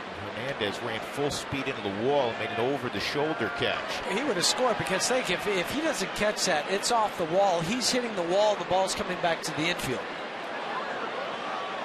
But instead, he takes off and turns and runs to the spot, looks over, doesn't have a care in the world about running into that padded wall. Some high fives and hugs in the dugout. Double dip for Davey Lopes today, and Tim Wallach. They were in the old timers game, and now they're coaching. Wallach played first base. Davey started out there, and then he called in the reinforcements. Well, I was wondering what was going on, because Davey was in great shape. He's out there without a glove, but they wanted to get the infield together again, and then it was a photo op, and then Davey came out 3-0 on McKinnon. Well, maybe he thought, well, I can go out here without a glove. So the first walk allowed in the game. Santos walks McHenry. That'll bring up Descalso, who's 1 for 2.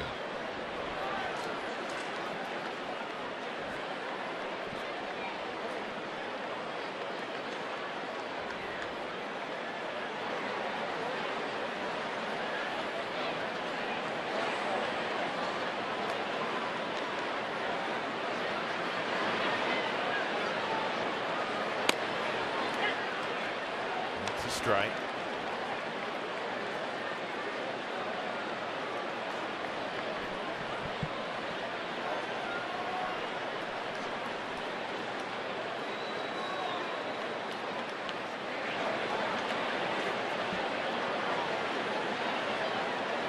This ball driven high and deep right field by Descalso, and gone. 2-run home run for Daniel. Boy, has he come alive this weekend in Los Angeles, and now the Rockies have a 3-0 lead. First home run in a Rockies uniform for California native Daniel Descalso. Who says you can't hit home runs here at LA at night? Daniel bringing the lumber the last 2 nights. How special it is for a guy that doesn't get all the opportunities, and you have to sit and you have to be patient, wait for your time. Well, he's getting an opportunity right now because of the injury to Troy Tulowitzki. In yesterday's ball game, he came out. Tightness in the left quad, running to first. He's listed as day-to-day. Here's Troy. He's not concerned about it. Walt said he checked out pretty well today, but he's going to watch tonight. See about tomorrow. But Descalso, 2 hits, 3 ribbies yesterday. Nearly hit the granny last night. That was a large swing of the bat for Descalso. You're talking about a 1-0 game, and this guy's been brilliant. Right, and so now you extend it to 3-0, where he's been, and I'm talking about De La Rosa, he's been doing his thing tonight, not giving any extra base runners out there.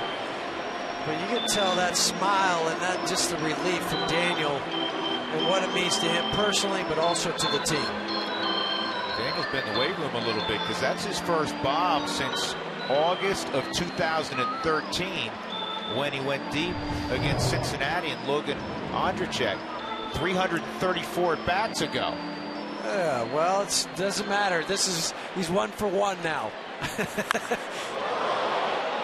And last night we were thinking, wow, does that have a chance to get out? It ended up being 2 or 3 feet from going out. This one was about 10 feet over the wall.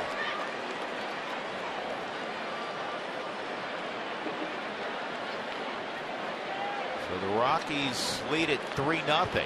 It's 2-1 on De La Rosa with 1 out. Sergio Santos in relief of Zach Greinke. He's trying to hand Greinke his first loss of the year. J.P. Howell, one of 3 lefties they have in their bullpen. He was not used last night out of their pen. He used the other 2 lefties in Rodriguez and Libator.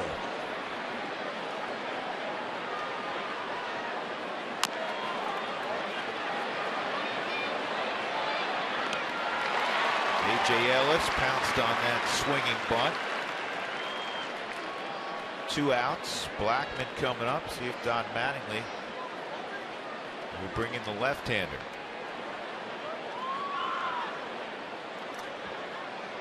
It doesn't look like it. Nobody on base. Is going to let Santos pitch to Blackman.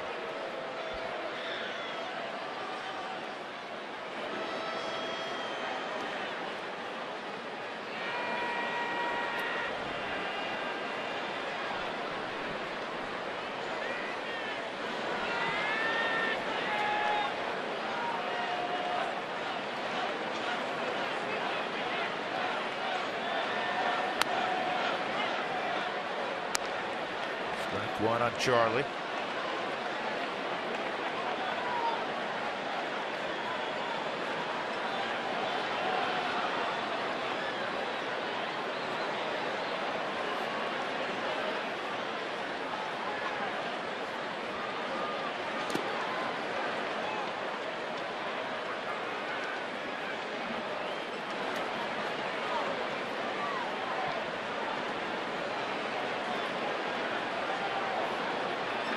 Santos started the year in Oklahoma City, Dodgers AAA affiliate.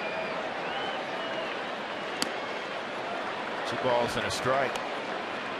Well, they now have both of their top affiliates in the state of Oklahoma a little more than an hour apart, because for years the Rockies AA affiliate was Tulsa in the Texas League. Rockies went to New Britain in the Eastern League in the off seasons. The Dodgers are now in Tulsa. Tulsa and Oak City. 2-1. 2-2. I remember Oklahoma City when it was with the Rangers, and then it flipped for a few years over to the Astros and then back to the Rangers. Both the Rangers and the Astros like to keep their affiliates in that Texas-Oklahoma corridor. At least they did. 2-2. And Santos strikes out Blackman. In the inning, a walk to Mike McHenry, and then a 2-run home run from an unlikely source, Daniel Descalso, his first home run since 2013. And Jorge De La Rosa and the Rockies now have a 3-0 lead at Dodger Stadium.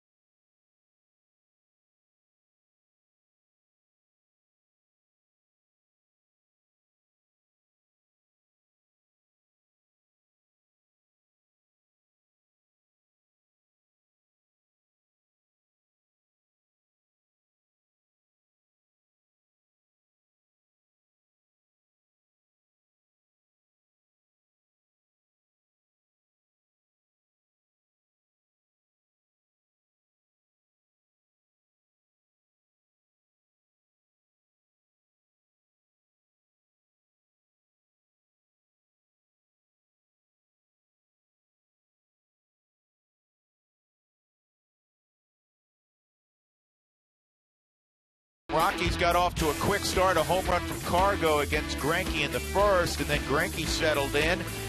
Daniel Descalso against Sergio Santos moments ago, a 2-run home run, but the story of the night has been Jorge De La Rosa. 6 innings, he allowed 1 hit, and that was the first batter he saw. The only other guy to reach was the guy at the plate, Jimmy Rollins, who followed up Hernandez's double with a bouncer to deep short. And a high throw on Descalso allowed Jimmy to reach. That was an error. And after that, nothing for the Dodgers. It's been all De La Rosa. And he's thrown just 73 pitches through 6 innings. 1-1 count now on Rollins.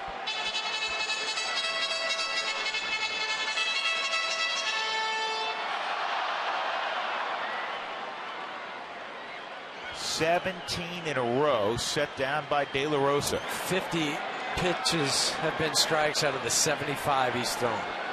50. On the ground, foul.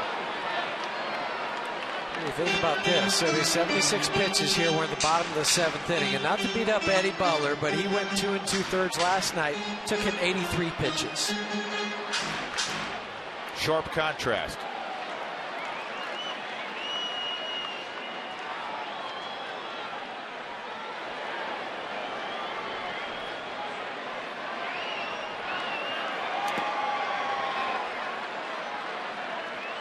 I'm not saying you're going to see a guy go out and retire 17 in a row in a ball game very frequently. But De La Rosa knows, he's had great success, that he's got to be the guy to lead this staff. He's got 10 ground ball outs, a few fly outs, keeping the infielders involved. Pitch a little bit high, and it's 3-2.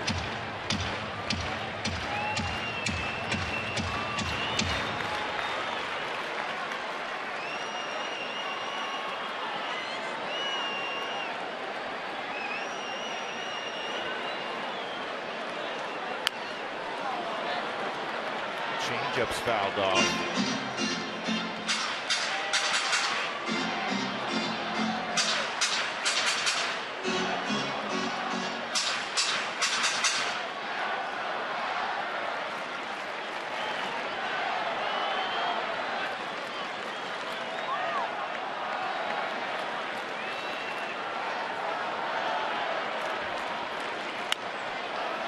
And another foul ball. Somebody down the line has a huge mitt that they tried to reach over the fence and grab the baseball with. Instead, the kid with the regular size mitt gets the ball. Now look at this big mitt. Oh, just too late.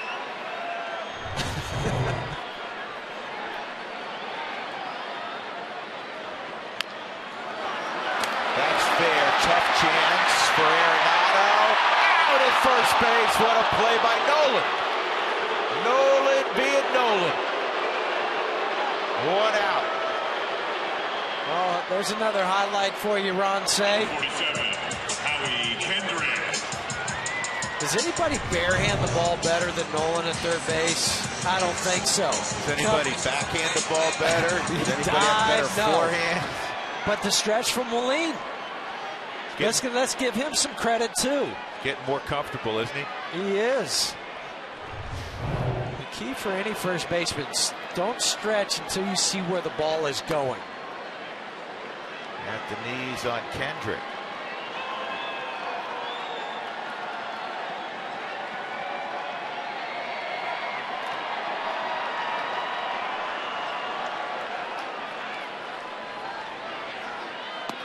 Yes, he went. No, I guess not. One more look from the angle at third base with Nolan. So he works around it, barehands it, and then really turns the hip to get that throw on the money. And we'll lean with the stride and the stretch. 2-1.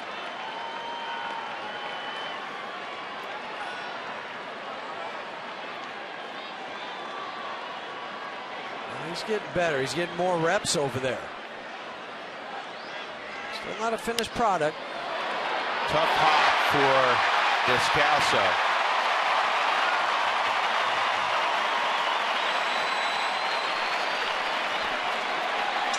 And they're going to give him a base hit. And that ends a string of 18 in a row set down by De La Rosa. Daniel tried to just take it off the chest. You hope when you do that, it came up and you hit it in your stomach, that it drops right at your feet. And then you can barehand and play it. It's a hard ball because you don't know, do I need to block it? Can I drop step? How do I play it? The one's right at you. If it's off to the side, you got different options. This is line down the line foul. Off the bat of Justin Turner.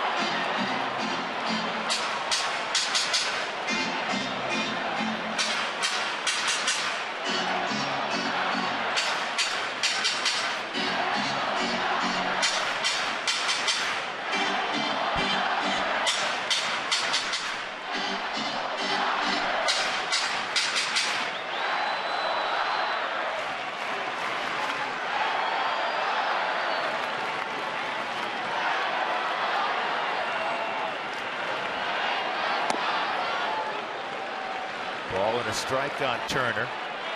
Hit it on the ground twice to the left side. Once to Nolan, once to Descalso. Do that again and turn the double play.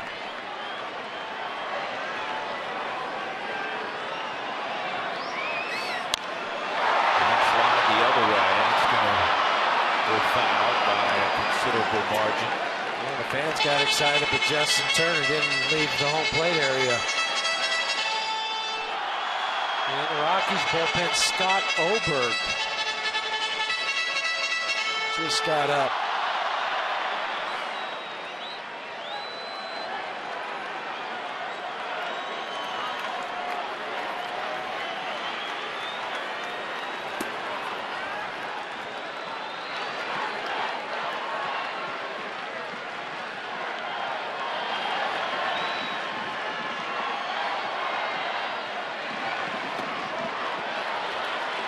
Rockies in an interesting situation with their bullpen. They have 8 down there, 4 on each side. They have 4 righties, they have 4 lefties. Boone Logan, Christian Friedrich, Ken Roberts, and Johan Flande, who pitched a lot last night. Well, they needed that second long man. They had Christian Bergman, who worked a lot after Jordan Lyles got hurt, and then they needed another one. So that's when they brought up Flande. 2-2 on Turner, and it's 3-2. The last 3 or 4 batters are seeing more 2-2, 3-2 counts. A little fatigue maybe settling in on De La Rosa. Setting in. 90 pitches in. De La Rosa has been outstanding in a word tonight. He's allowed 2 hits. This is also where it helps to have that 3-run lead instead of the 1-0 lead. This is another play ball. There's 1. And there's 2. Well done, De La Rosa. He pats his left hand into his glove to applaud his defense. And we move on to the 8th inning. The Rockies shutting out the Dodgers 3-0.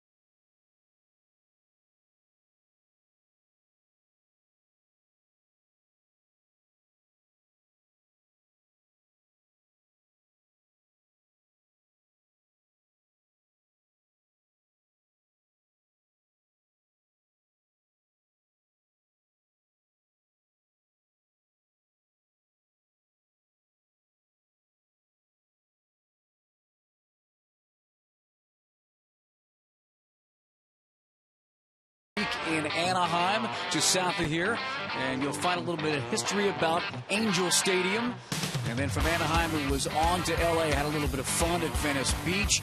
And we'll also talk about how Morneau and Dickerson, the 2 lefties, are learning from one another. That's coming up after the game tomorrow, Rockies Weekly. Guys? We'll look forward to that, Mark. Thank you. DJ LeMahieu with a 1-0 count.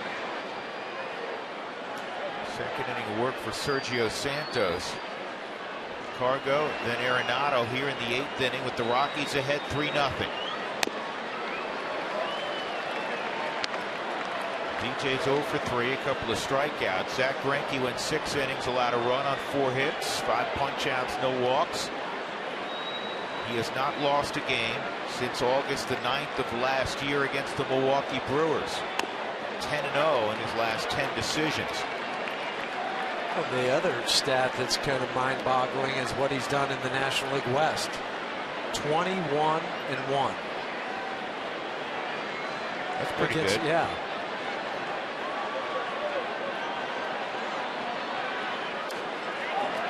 That's strike 3. DJ should be able to reach. It's reminiscent of the strikeout wild pitch last night that allowed Cargo to reach first base. Yeah, last night it was actually a strikeout pass ball. That'll be a strikeout wild pitch. The ball last night went off of Grandal's glove. It was a fastball up. This one hit the dirt, and therefore it's a wild pitch. Doesn't matter. The Rockies have the leadoff man on in LeMahieu with Cargo at the plate. Home run in the first. Ground out and fly ball to left field. The 15th wild pitch for the Dodgers ties the Cardinals for second in the National League.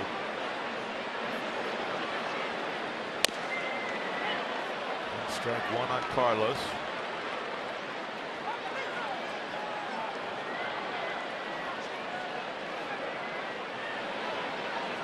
The Dodgers are near the top in a lot of positive pitching stats.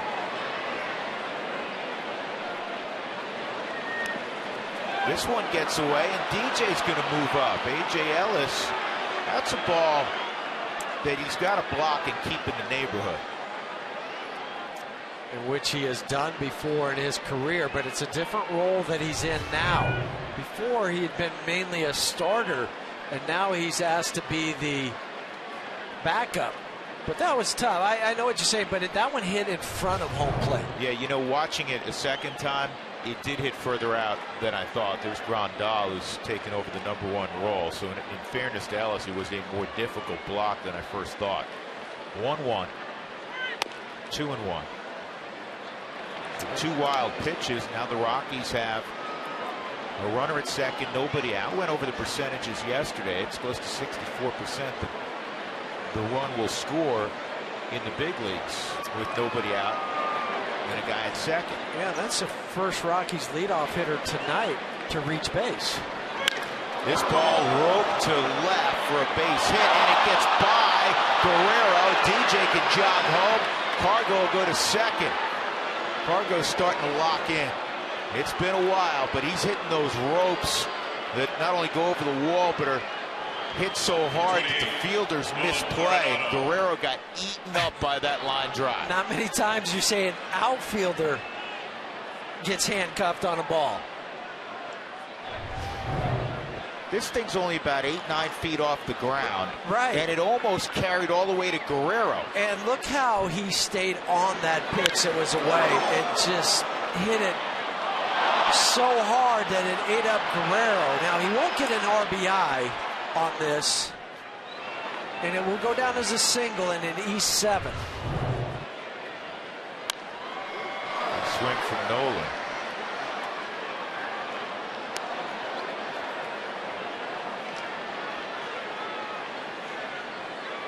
It's a second error this season for Guerrero.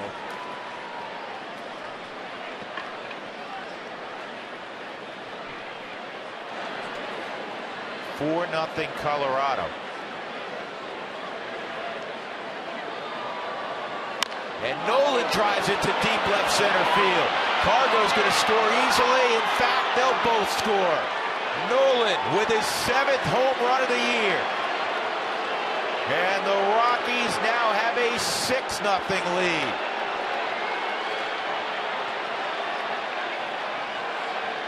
We've seen some home runs tonight. Number 13. Just get out. Just a line shot variety. It's on this curveball. Boom. Gone.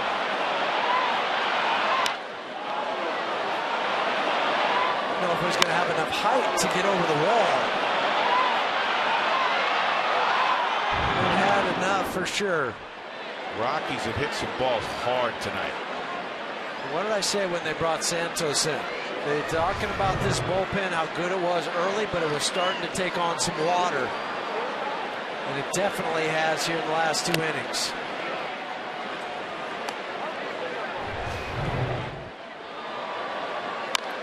I just like Nolan's reaction. Come on, get up, get up. Yeah. One strike on Stubbs.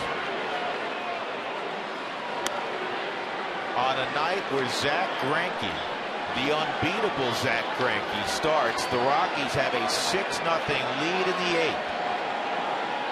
PJ got it done defensively last half inning, and this half inning with a home run that never got more than 25 feet off the ground. Called strike. It's 1-2 on Drew Stubbs. Nobody out in the 8th. 3 runs in.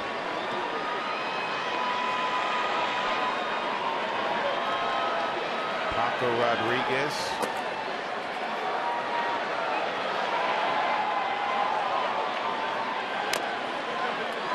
Foul tip. 1 out. That'll bring up Rosario. The day after every Rockies victory, get 50% off your online order at Papa John's. Utilize the promo code ROCKSWIN at papajohns.com.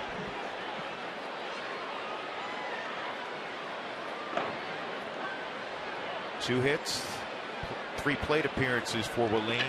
Got the average at 316. Pirouette's out of the way. It's ball 1. It was a slider. Just slipped out of the hand of Santos.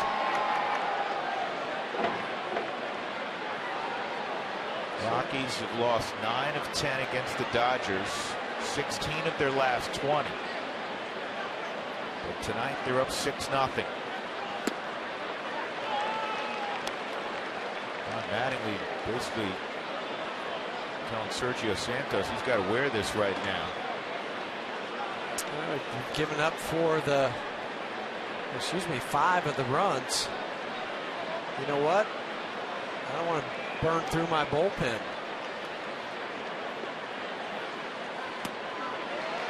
It's not a glamorous role, middle relief, especially middle relief with a deficit, but it's a very important role in that you save arms for maybe the next day or the following day where you're in a tight affair.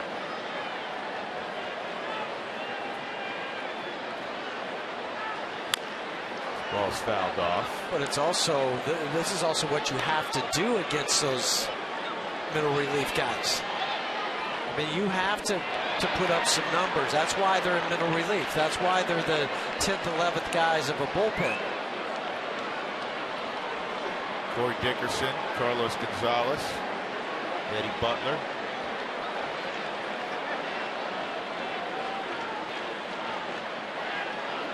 Corey looks like a little kid.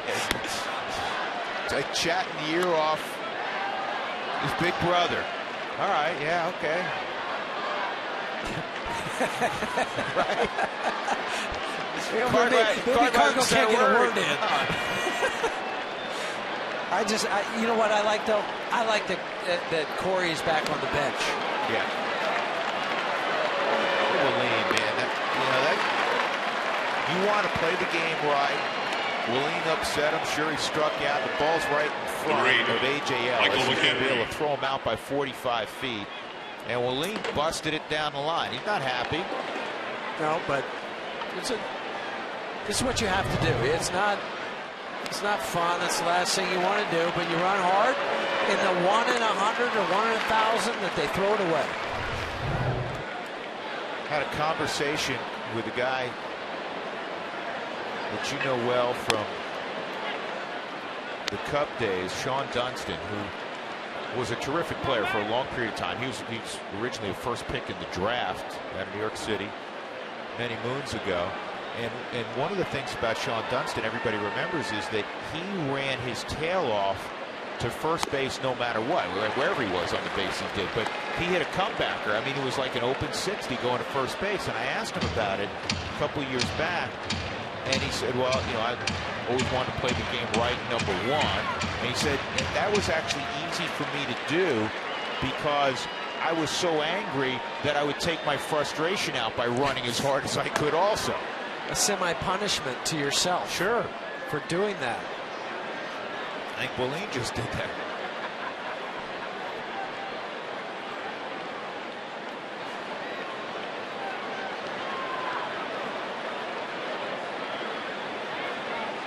Two on McHenry. And this gets away. for Courtyard at first. That's the second straight ball game that the Rockies have struck out 4 times in an inning. It's also different tonight. They did it last night against Kenley Jansen, no damage. The Rockies struck out 4 times that inning, but they scored 3 runs. 2 of them came on this swing from Nolan Arenado. Colorado 6, the Dodgers nothing.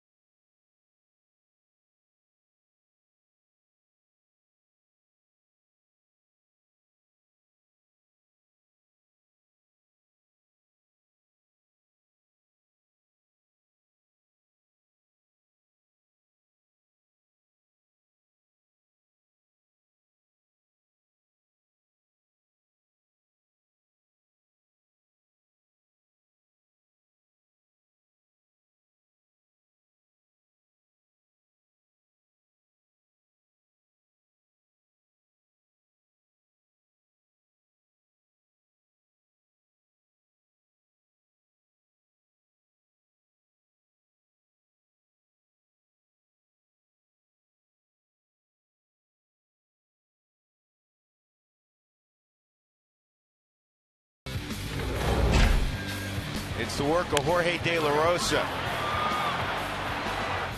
18 in a row at one point. De La Rosa set down. He has a 2-hit shutout going as he begins the 8th inning. It is the best pitching performance by a starter this year for the Rockies. Guerrero, Van Slyke, Uribe here in the 8th. And that first pitch on the outside corner for a strike. Let's give Mike McHenry due credit. He has framed every pitch very well that in any way, shape, or form was borderline. And I've very rarely seen Jorge shake him off tonight. Well, the other thing, too, for Jorge that's been impressive, even after the error by Descalso in the first and then the ball that was ruled a hit in the 7th, what did he do? He came back and got 6-4-3 double plays both times. Said, okay, no worries, I got you. Pulled to third. Arenado has time. Long throw, and that time Willeen couldn't come up with it.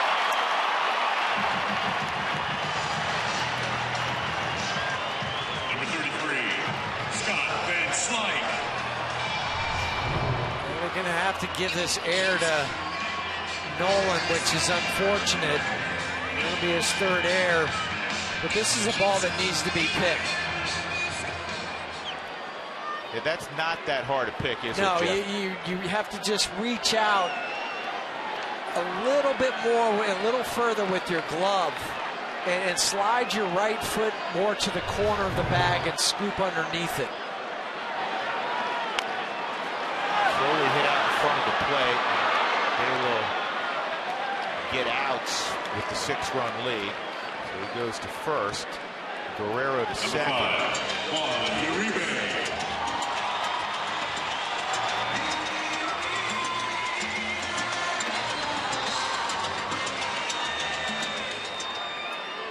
Uribe fouled out down the right field line and hit a fly ball to center field.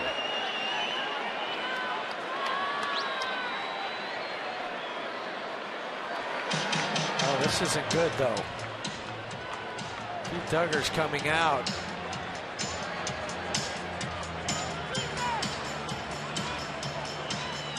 Just hope it's not the groin. again that he's been dealing. It looks like the way he's moving. Yeah, you got to get him out of there.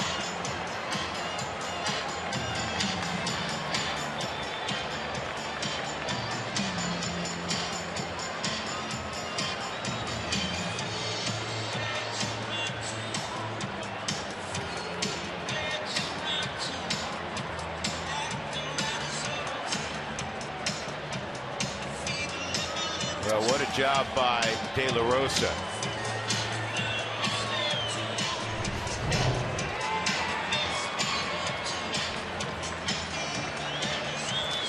Can't tell from that angle, but after the play, yeah. He's angry. It's looks like the left groin again. Hopefully it just tightened on him.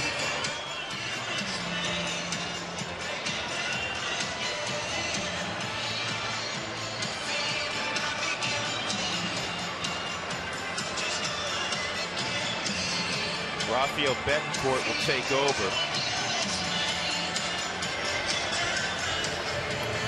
Aaron Holmes putting his arm around the back of Betancourt, reminding him of the situation. 1 out, 1 on. Rockies up 6-0 in the 8th inning at Dodger Stadium. Marvelous, marvelous outing for Jorge De La Rosa.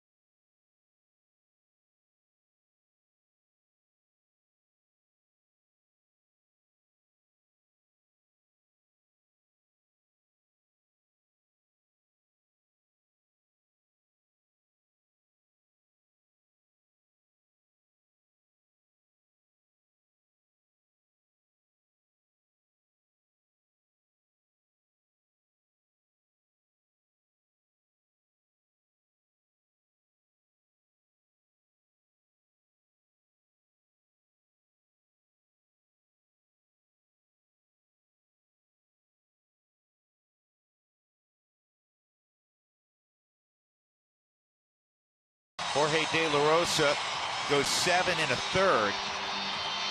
And to this point is not allowed a run. Of course, he's responsible for Guerrero at second, but even if that run were to score, it would be an unearned run since he reached on that error by Arenado. Kyle Kendrick, Mike Bolsinger tomorrow, our CenturyLink link to what's next.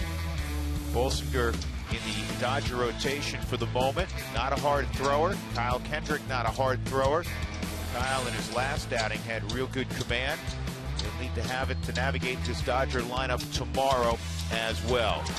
We're on the air at 1:30 on Root Sports with the pregame show back in the Mountain Time Zone. So here's Ralphie on for the 15th time this year. Lefties hitting just 188. Righties not a whole lot better at 229. And Juan Uribe will step up. Rafael got the win in that game on Thursday night. It was a pitcher of record when Carlos Gonzalez hit the home run in that rain delay game.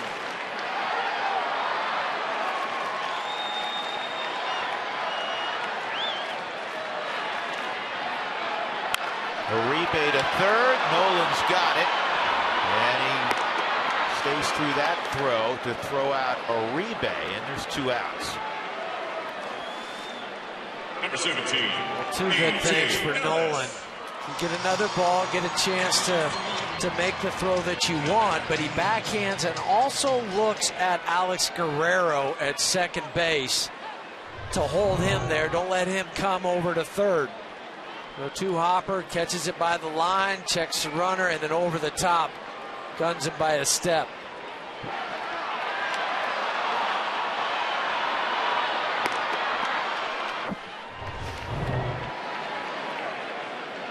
A.J. Ellis has hit it on the ground twice to Nolan. It's 0-1. On the positive thing for Rafael, you know you had to come in for Jorge that was hurt, but he had already been warming up down in the bullpen. So it wasn't hurry up and feel pressure that I need to get this game going again. He just needed a few extra pitches once he got out here because he was probably 3/4 ready coming out of the pen. 1-1 on Rafael Betancourt.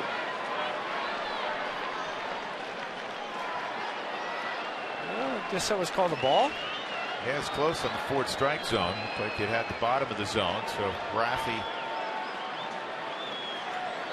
working A.J. Ellis with 2 outs in the 8th inning. Now it's Guerrero at second. 6-0 Colorado.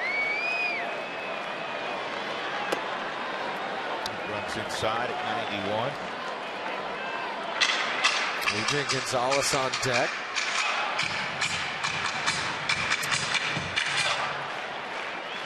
AJ in his career against Rafi 0 for 6.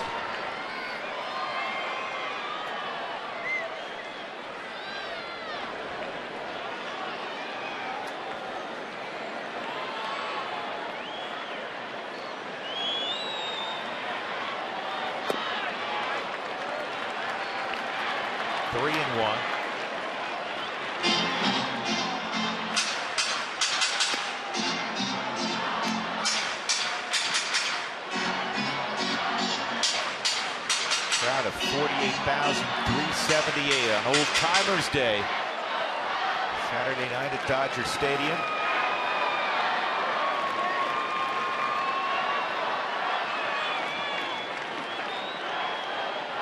Rosso with Sandy Koufax in attendance threw up zeros like Sandy used to throw up zeros tonight. That's the 3-1. On the outside corner, it's 3-2.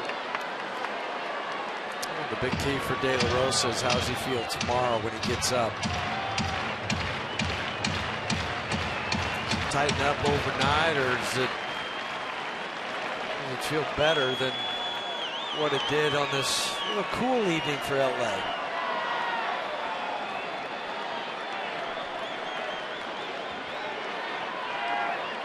(3-2) pop foul out of play.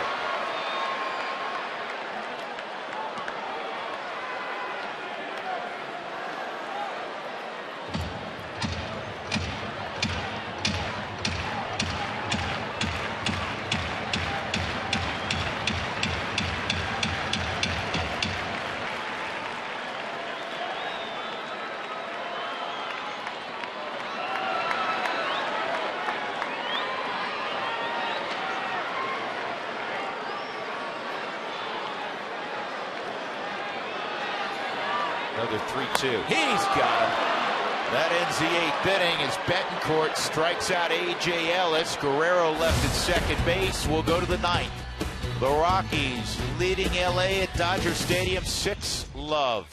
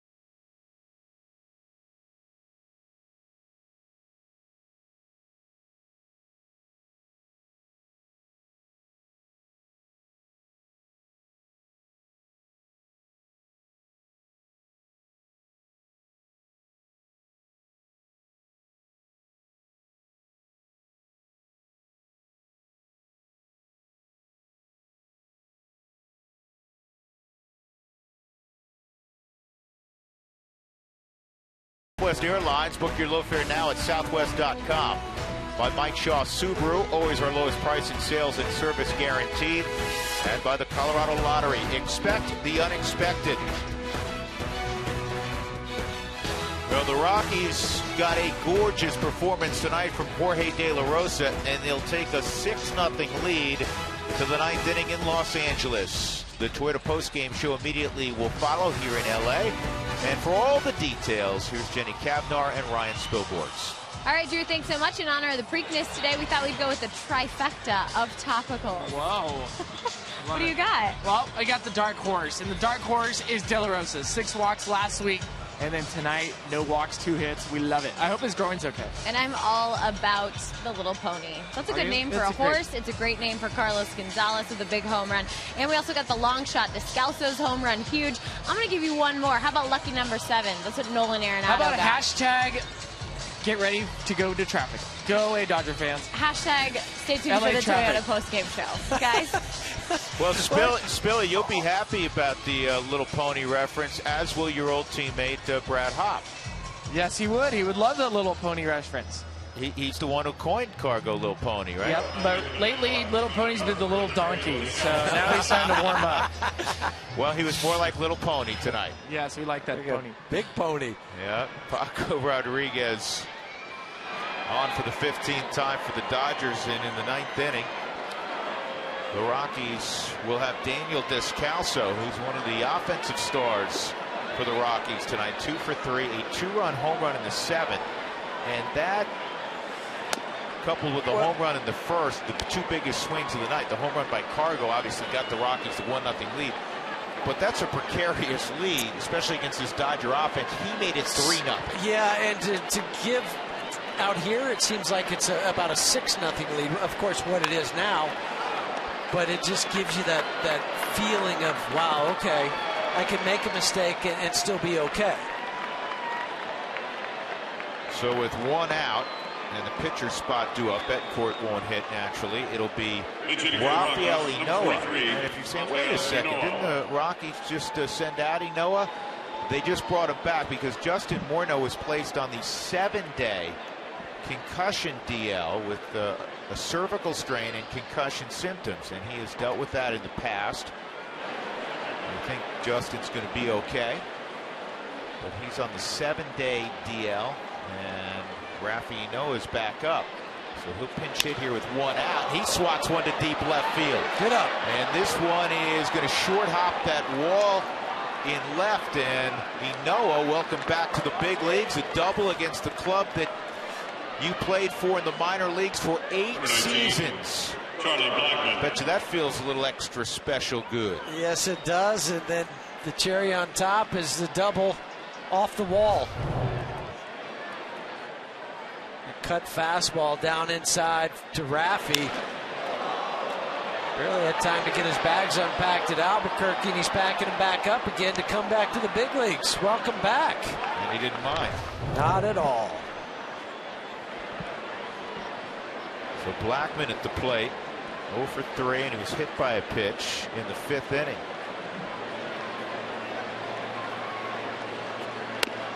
He almost got hit with that one. 1 out double by Inoa. The update on Troy Tulowitzki day to day with the tightness in the left quad area.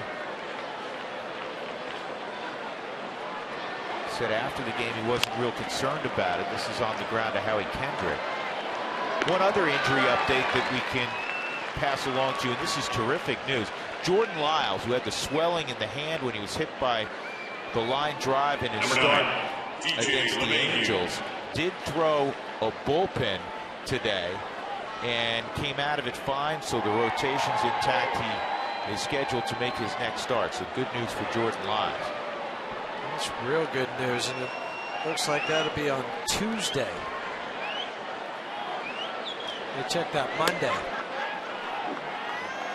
Match up against Cole Hamels. 1st to 4 against the Fightin' Phils. 1-0 on DJ. Phil is just 4 and 13 out on the road.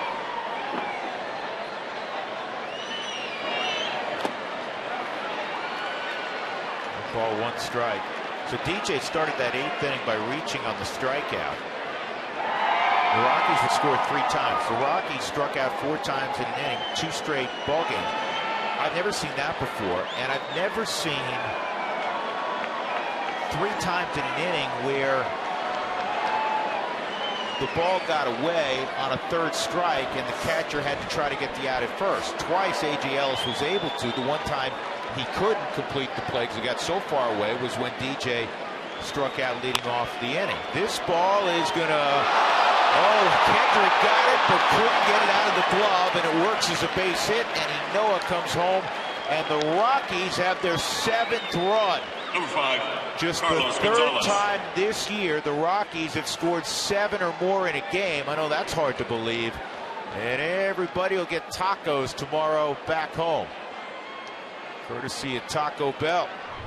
And also courtesy of DJ LeMahieu and also Howie Kendrick. I mean, he lands hard, and when he lands, the ball pops out of his glove. So it goes in his glove, but his momentum is so much that when he goes to transfer it into his hand, pops out. So we get tacos, fans. The Rockies with the 7 runs. Don't forget to go to your participating Taco Bell location tomorrow. Do it between 4 and 6 to get your Rockies taco special. Liv Moss at Taco Bell. 0-1 on Cargo. 2 hits tonight. And that is bounced foul. 0-2 count.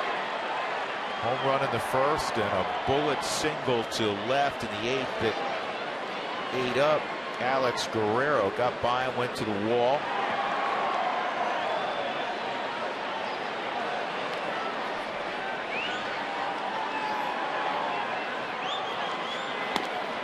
Strike 3. Gonzalez called out. I thought it was low. And now we'll go to the bottom of the 9th inning. The Rockies get another run. They're up 7-0 on the Dodgers.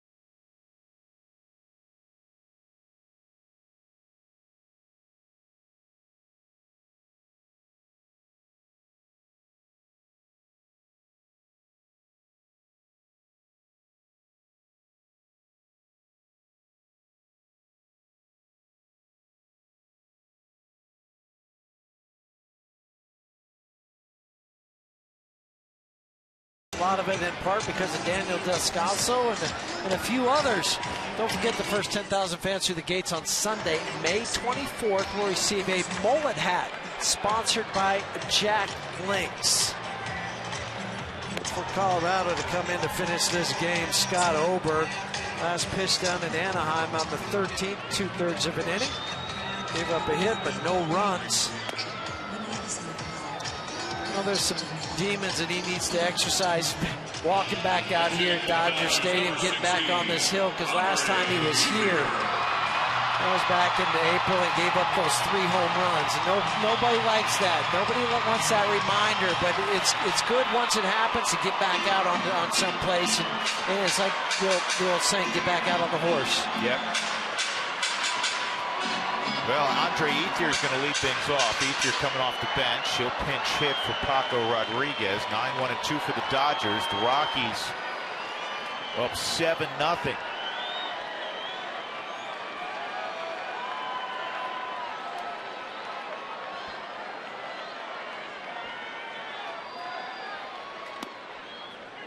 That's in there for a strike from Scott. First pitch changeup. A little different. I've seen him throw the first pitch curveball that will get me over curveball. It's 0-2.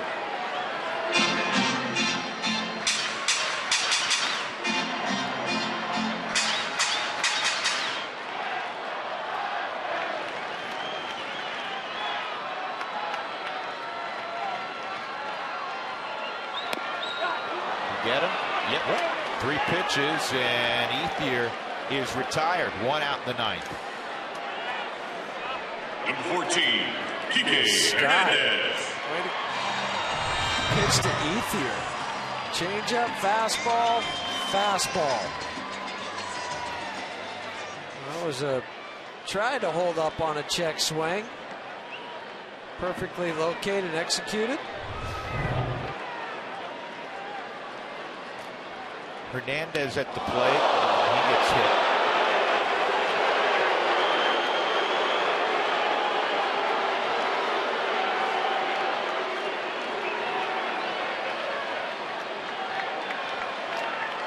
I like what Michael did. Just go out there, put your arm around him. That's not what he's trying to do in a 7-0 game. I know the fans are booing. It's the last thing he wants. Trying to come inside, got away from him.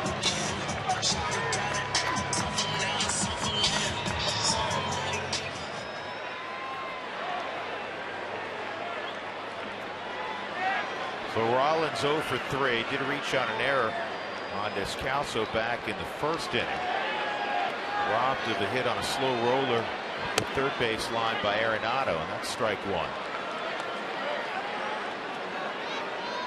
De La Rosa on the plus side. Zach Greinke on the south side.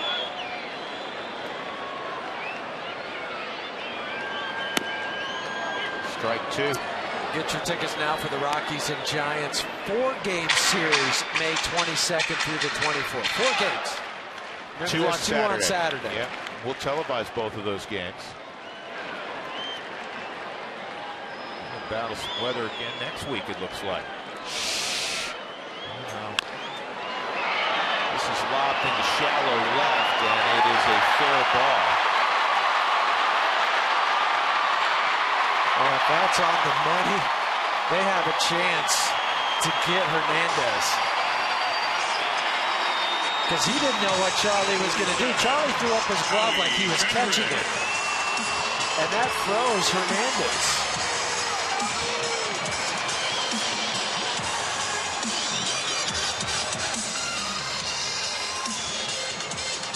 A little flare double from Jimmy Rollins down the left field line.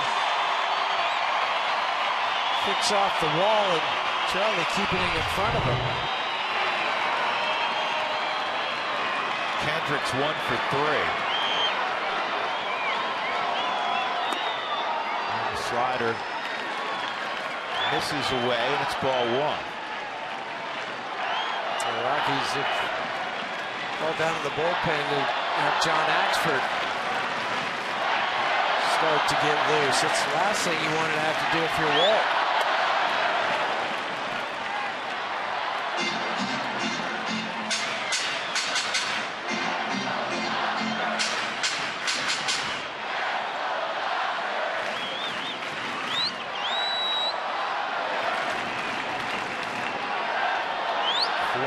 Average runners in scoring position, and that's below the knees.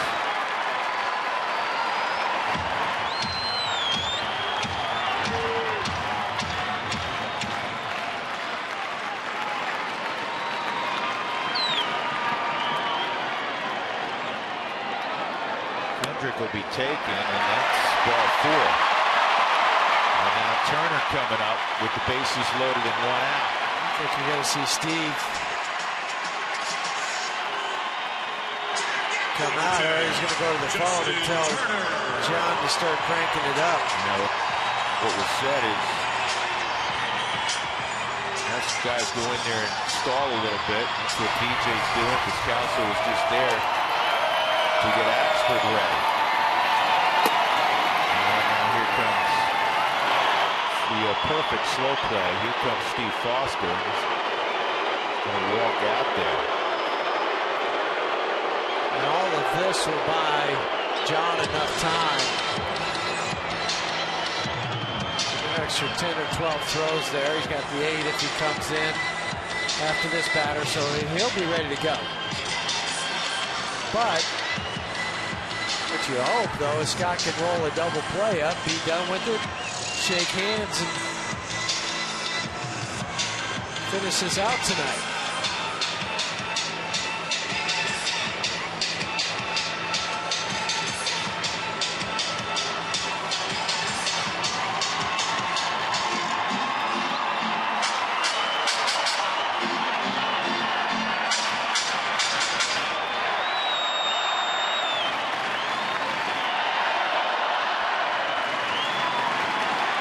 Turner, 0 for 3. He's already hit into one double play tonight. Another would be a nice way to end it.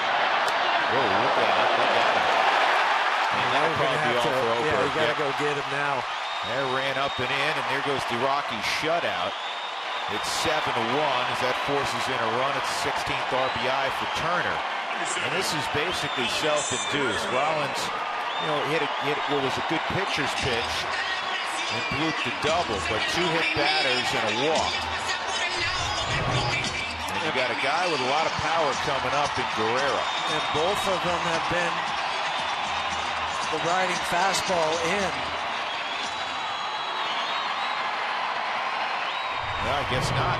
Oberg's going to face Guerrero.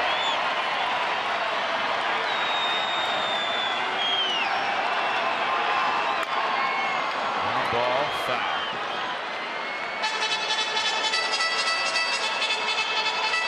Walt's trying to instill some confidence in Scott, saying you've got a 6-run lead.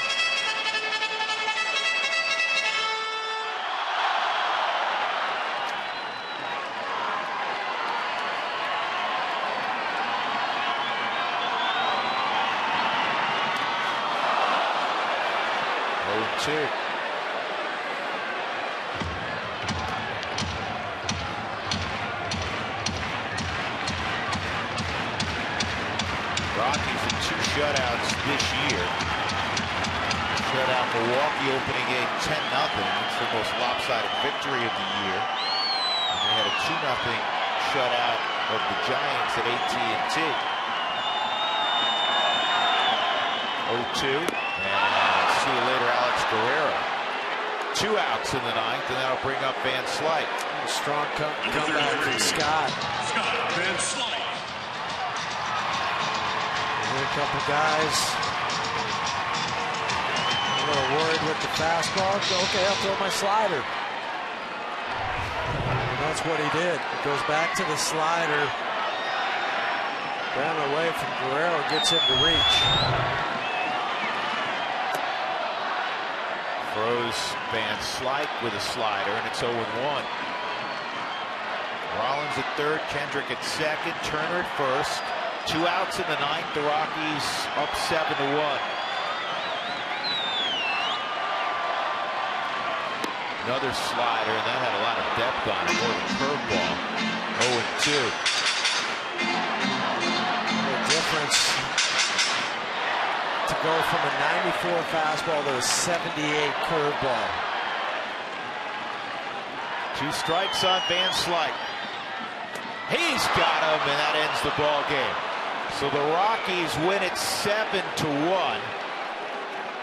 Carlos Gonzalez involved offensively. The story of the night, Jorge De La Rosa gets his first victory of the year. 7 1/3 innings of shutout baseball, allowed just 2 hits, did not walk a batter, struck out 3, only left because of a groin situation that he's battled throughout the year going back to spring training. A gorgeous effort by De La Rosa. And the loss goes to Zach Greinke. He gave up only 1 run, the home run to Cargo. That's his first loss since August the 9th of last year when he lost against the Milwaukee Brewers here at Dodger Stadium. And just his second loss against an NL West team since coming to the Dodgers 2.5 years ago. 7-1 final in favor of the Rockies. So Jimmy John's delivery of the game, the work of Jorge De La Rosa tonight. I mean, he had it all working, and he had the great command. Got a lot of easy outs, a couple of double plays behind him. The 7 and a third for De La Rosa.